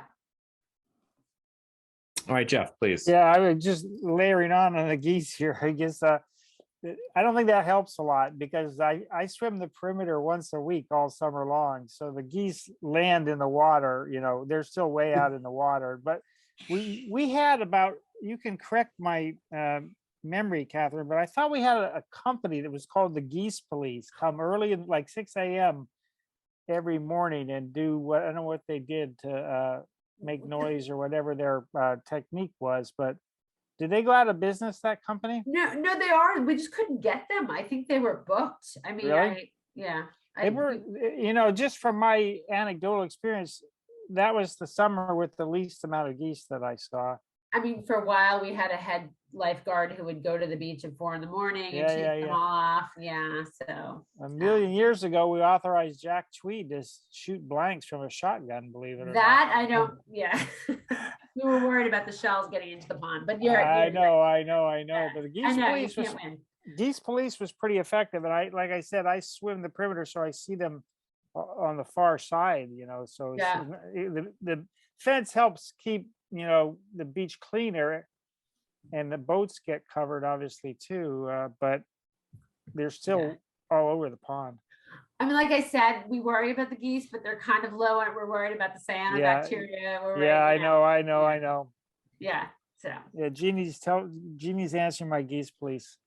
Okay, good. Question. I mean, again, the takeaway I would like you guys to have is just that we're trying to reach out and build this team of volunteer citizen scientists and to help with this beyond just the Farm Pond Advisory Committee. So that's what we're working on this year. Pretty cool. Good. Okay, very good. Any other questions from the select board? Or how about the general public? You can probably stop sharing now. Share your screen Okay. so we can see other people. Yeah, sorry. Yeah. No worries. I think Tom Trainer has his hand up, Eric. Oh, he does. Absolutely. Yep. Hi, Tom. How you doing? Good. Thank you. I just wanted to thank Catherine and her committee. They've really gone above and beyond in a lot of areas. In addition, Jeannie Guthrie has been critical to, you know, help us whenever we needed a small amount of supplies for the water quality testing and things like the fencing and those erosion logs that Catherine showed, and Sean and his DPW staff. So a critical part, but just to add something to Catherine's comments, you know, I was on that committee when it got started 25 years ago. We got the water quality program started then, and things were going smoothly until about 3 years ago. And that's when the monitoring started showing reduced SECI transparency depths, and it started showing higher phosphorus levels and a couple other things. And concurrently, we saw that first cyanobacteria bloom. So this pond has changed in the last 5 years, unfortunately. That is too bad. I don't want to take the time now because it is late, and I think it's going to open up a can of worms. But at some point, maybe a separate conversation about thoughts on sources of phosphorus and you know, any mitigation at that, I think is well worth it. I did not realize the phosphorus has been increasing in this pond, and that's been news to me. But anyways, Well, on that subject, if I could just throw in something. as long as there's not a whole lot of detail about this, I don't want to go on because phosphorus I can talk about for 5 hours in this meeting. Just at the Nantucket annual town meeting, they passed a home rule petition to allow them, the community, to regulate fertilizer use because there's been phosphorus coming into the ponds on Nantucket. Yep. And we may want to go the same route to, because there's a state law right now that preempts local control of things like fertilizers, but fertilizer people like green lawns, and that stuff washes into the ponds, streams, and causes the kind of things we're seeing. Paul, I was worried you were going to mention something else that Nantucket did. Yes, he and I already discussed this. Plus, Nantucket had 600 people, just under 600 at their town meeting. I was surprised. Well, at one point it was over 800. Wow. Jeannie, do you have anything that's not related to phosphorus? Yes, I don't know whether Catherine mentioned it, but we do have the management plan on the ARPA fund list. So as soon as we can get that going, that's going to be huge, because it's going to take a while, and we could be, once we get it done, we can be in line for some grants next year. Watershed based plan, right? Right. I know. Yeah, we always forget the name of it. Yep. Oh, excellent. Thanks, Jeannie. Yeah, Sean, next non-phosphorus related comment. No, I'm going to end the phosphorus thing because I want to just assure everyone that me and Tom Trainer are going to come talk for many hours about phosphorus in the next couple of years, because we have the benefit of being in the Charles River watershed, and we are going to use the entire town, including Farm Pond watershed, to help us with our goal to reduce phosphorus load to the Charles River. Okay. Good. One thing I just want to reiterate that somebody said along the way, Jeannie Guthrie needs a real shout out for the work she does with Farm Pond. She does a ton of work. Everybody goes to her. She takes a lot of grief when it comes to gates being closed and everything. And I just think Jeannie needs a shout out for all the hard work she puts into Farm Pond. Yes, I'll be the first to say that. Yep. Shout out, Jeannie. Hooray for Jeannie. Yes. She's hiding. Thank you. All right. And thank you again to Catherine. Okay. And please keep up the good work. And I'd like to engage further about some of the details and this stuff. Okay. Sure. Okay. Moving on. I'd like to go on to agenda item number 8, review and consideration of updated handbook for the personnel plan. This personnel board, I see Nancy here. Are you going to speak on this? Yes, I am. How you doing, Nancy? I'm doing fine, thank you. I'd like to give you just a little background on how we got here. When I was first appointed to the Personnel Board, Vicki was already working with David on a project for the Select Board to review and edit their policies and procedures. In our conversations regarding that project, it became clear that we both also had concerns about the personnel plan and asked our chair to appoint us as a working group to review it. But very soon we determined that the problem was not the plan itself. It is fairly well written and covers the most important policies. The problem is more with the messaging of who is responsible for implementation, oversight, and in some cases enforcement. Also, there may be a problem with some of the interpretation of what is implied and the reasoning behind some of the sections. So we decided that rather than a rewrite of the bylaw, especially in the short term, it would be more useful to create some sort of a guide or handbook that helps clarify those issues and perhaps highlights the important messages. Shortly after we started this project, the Select Board sponsored a webinar, which was spot on to identifying some of the problems experienced right here under our own tent. And in your discussion that followed, you raised the very concerns that we were trying to address. So now we're asking for your input, see if we have included your concerns, and if not, how would you would like to make this better.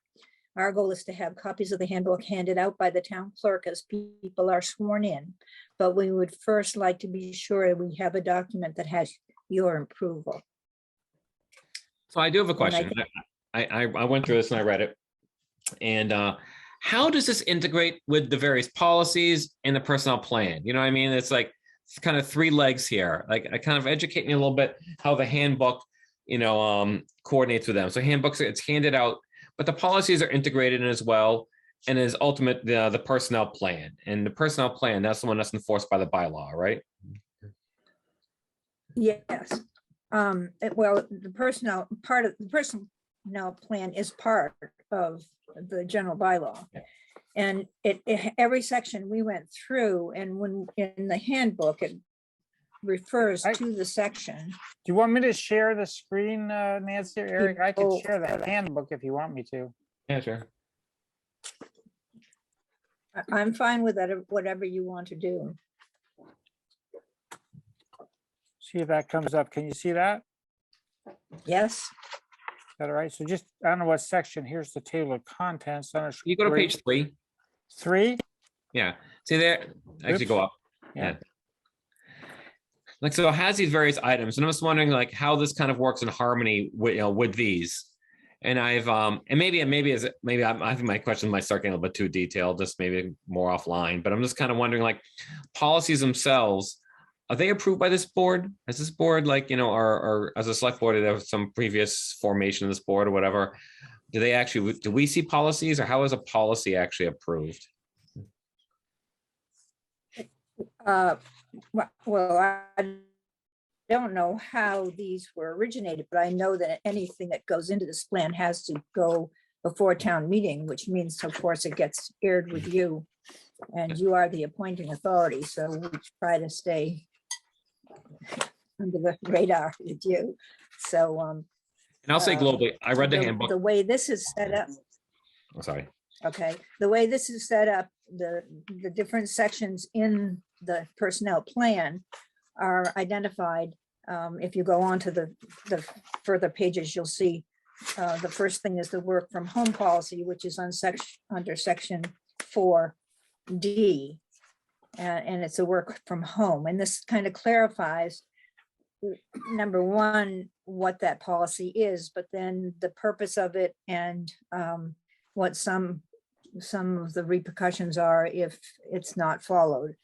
In the same way, with each one of these items, there's more of an explanation rather than a change in the policy. It doesn't do anything to change the policy. It's just an explanation, because I doubt very much that most people, when they are appointed to committees and so forth, run immediately to the personnel plan and or the bylaws and look up the personnel plan. But this is to do a heads up that there's some responsibility with serving on these boards. You're considered an employee in certain ways because you need to follow the recommendations or the guidelines of the personnel plan. It also gives people guidance as to where they need to go if they're looking for changes in their job description, their classification, and so forth. It used to be that the hours were totally under the advisory committee, but the advisory committee asked us if we would do the vetting of those as well, because when someone comes before them, they really don't know what hours are. So we would have, some surveys and so forth. And a system of what you need to go through if you're hiring personnel. It explains about probationary period. It doesn't set the policy, it just explains the policy and the procedures that should be followed. And that falls under any chairman or department head. It also emphasizes the importance of communication between people that are working for some of these volunteer boards, and also points out where people can get into trouble, because if you're using social media, the town wants you to be careful. It doesn't, the handbook does not spell out all of the things. It just directs a chairman or members of a board or department heads to pay special attention to these sections. And as we say in the handbook, this doesn't mean that the other part of the plan is not important, but these are often things that people don't totally understand. Important. Well, say for instance, the performance, people sometimes the evaluations don't put much emphasis on that, but there are lots of reasons why those are important to do every year, and it gives a format for discussion where you need to improve or kudos for what you've done, and especially if there's any chance that you might not want to continue that employment. There are specific things that you really need to do to give a person the opportunity to improve their performance and so forth, if you ever get to a point where they have to be terminated. So there's a whole bunch of stuff in here that just explains what's in the personnel plan. We haven't changed anything in the personnel plan. This is just a guidance for people who are supposed to be implementing. I've had people come to me and say, you know, what's the procedure for going here or there? Well, the procedure is in the plan, but and the same thing that I had one chairman of a board ask me one time whether they were the boss or the person who worked for them that was paid was the boss. And that was before I was part of personnel. So I know there are some, I know that we've sort of gotten away from some of these policies in the last few years. So we thought it'd be a good idea to clarify some of these things, and the easiest way for us to get it out there was through the handbook. And the webinar that you had was just so perfectly in line with what we were thinking that it was helpful to send us forward. So sorry. So if you've had a chance to read it and you have suggestions, we are open to suggest. We want it as complete as it can at this point. Can be a work in progress through the years, but we'd like to start off with something that's. Well, thank you, Nancy. And also, I did read this and I liked it. I thought it was well worded. It for me, though, it brought up more questions, not relative to the handbook. I get the handbook, but like the three policies: work at home policy, employee conduct policy, and social media networking policy, especially those that involve some kind of subjective nature to them. I kind of want to look at those policies. It can be independent of the approval of this, but it's just me kind of brought up some more questions. And I'm just curious, again, maybe it's not relative to the discussion of this because I like the handbook. I think the handbook's very simple. It's easy to read. Employee could come on and they could get into whatever details they want, look into these policies. But just for me, kind of raise more questions. And maybe it's stuff when, you know, new town administrators here or something like that to look at. But I was just curious, you know, like, for example, the work at home policy, it probably something that started maybe since I've been on the board, but I don't remember seeing it. And that's why I'm a little curious on the origins of some of these policies. That's all. Well, I'm you to client, I'd be happy to give you any information that I have and hear what your concerns are to bring to the board. No, I just want to read them. I'm just curious what they even say. You know what I mean? Anyway. I see. Now, I have no concerns. I don't even know enough to have concerns. There are three policies, which I think are good to have those policies, but they're very subjective and they can go in many, many different directions. So I would like to even to see them. That's all. But I'm who knows? Oh yeah, Paul, do you have any comments? And I'm going to step away for a second. I got to plug in my laptop. So I have 4 comments. If I can go ahead, or do you want me to wait, Eric? No, you can go ahead. I'm not far. Okay. My 4 comments are this. First, I put my lawyer's hat on and I looked at it and I thought it was pretty good. And so from the legal perspective, I thought there was a net benefit because it was like a better perspective on the policies that we have, good way to find things easier, simpler, had clearer statements than some of the underlying documents. So I saw it as a net benefit. And so I am going to vote to approve it, but I do have one issue I wanted to bring to your attention, Nancy, which is that our personnel system kind of perpetuates the notion of a very decentralized, flat government as opposed to a more vertical government. I am a firm believer in the town having an HR director and having more centralization of personnel issues. The reason why I want to make that kind of change is that human resource issues are very complicated.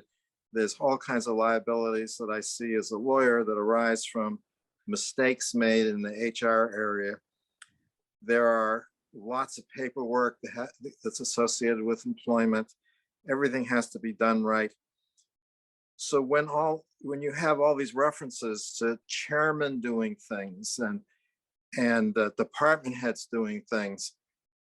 I would rather have our department heads doing the work of I don't know, running a police department and solving crime than getting involved in being one of a dozen mini HR directors. So I really want to move away from everybody doing their own little bit of HR and more towards more centralization, more town administrator, more HR director, more personnel board. If we have centralization and we have standardization, we have equal treatment for everybody in different departments. It's just a better way to go. It's a more modern way to go.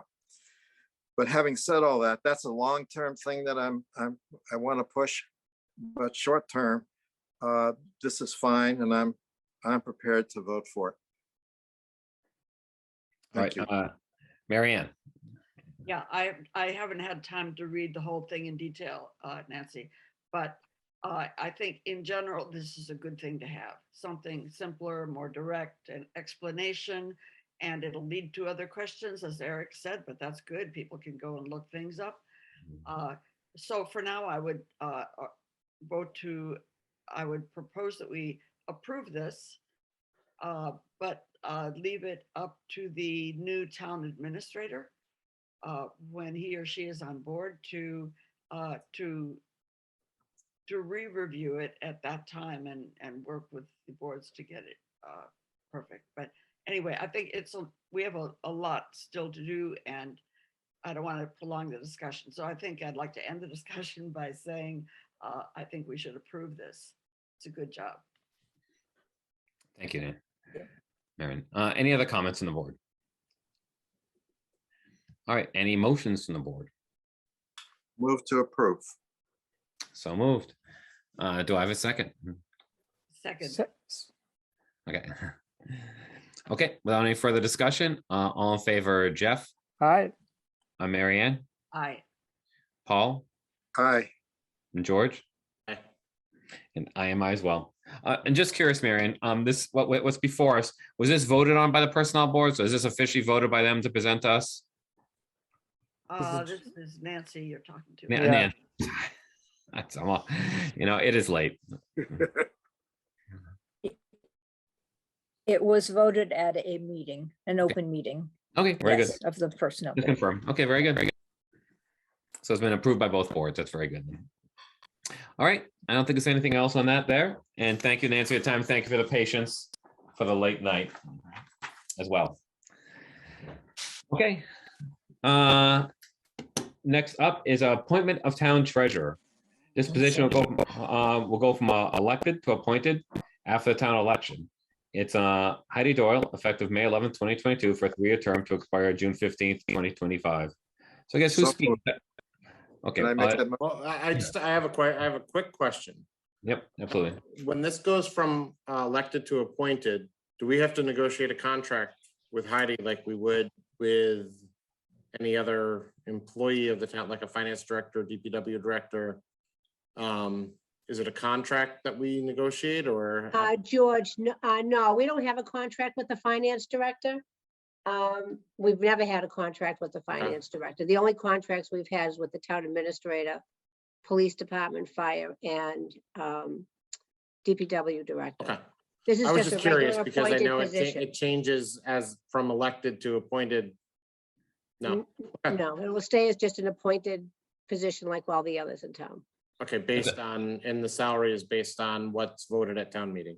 Yes, I'm not just asking the board to just approve Heidi as an appointed treasurer with the same It salary. was just a clarification. I think this is a no-brainer.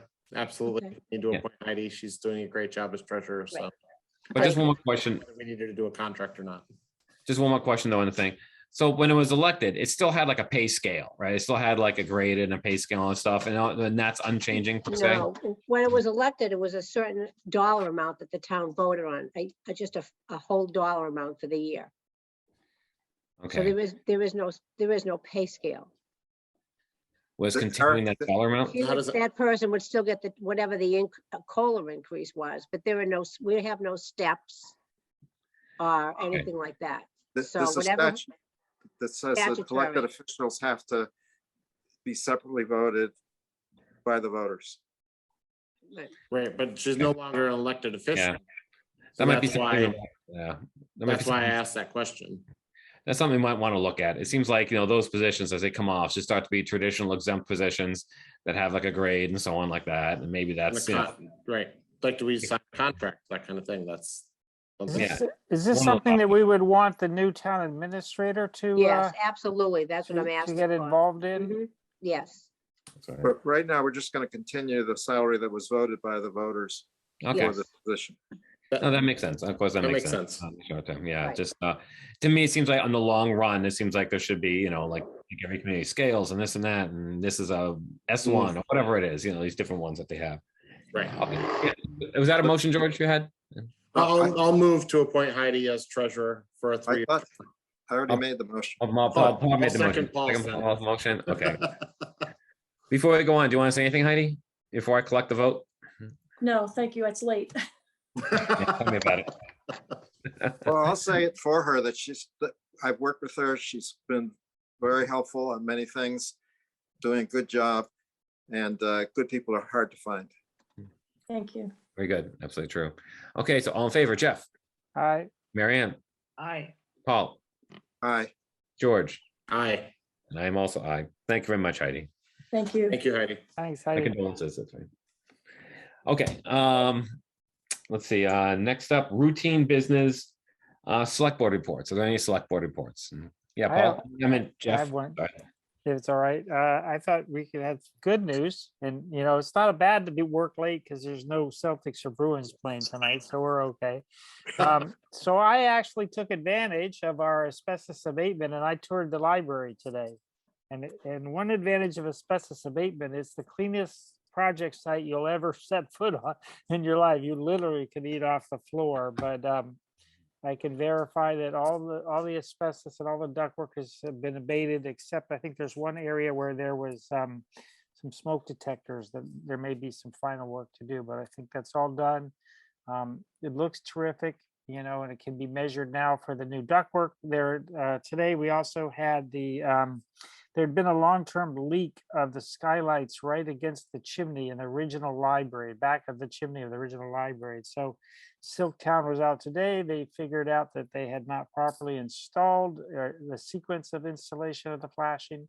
And so they replaced all the flashing. They believe that's corrected now. And while he was up there correcting it, he found a broken roof tile, which he replaced also. So, and Tom, I forget his last name, the guy from CHA was in there overseeing the work today. So it looked quite good. And they were lowering the children's reference desk 5 inches because it was too tall for children. So that was done today. But so we're moving pretty well along, I think, in terms of the next step, which is getting the ductwork replacement in there. Now that everything's out of there, it's really nice. Very good. Thank you, Jeff. Thanks for taking that time. Carpet will be a big thing too, because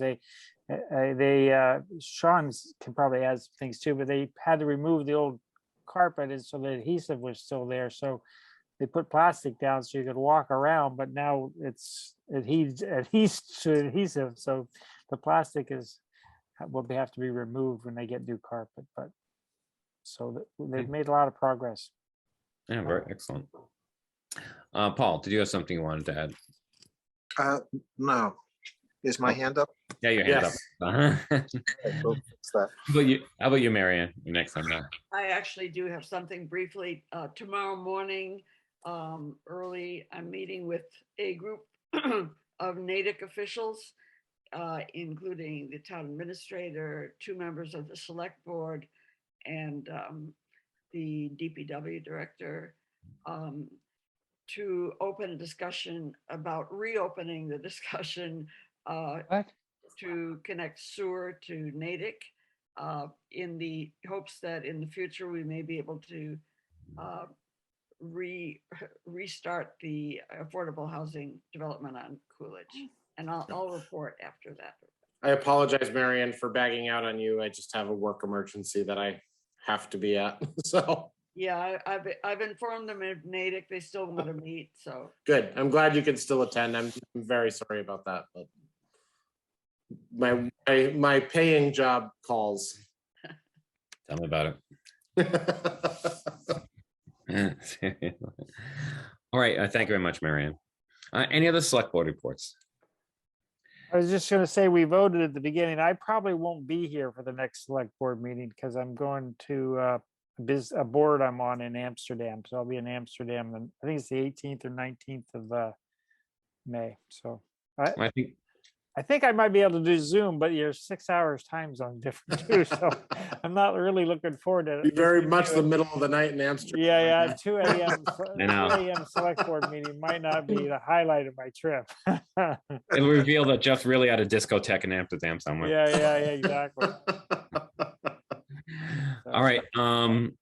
Okay, thank you. How about Diane? Is there any town administrator? I just have one thing. I just want to say that the move for the land use departments, I want to give a big shout out to Sean. I mean, he did an amazing job, has moved everybody downstairs. Every day I kind of walk down there and I walk around and make sure everybody seems to be pretty happy down there. And he just did a phenomenal job. It was a lot of work.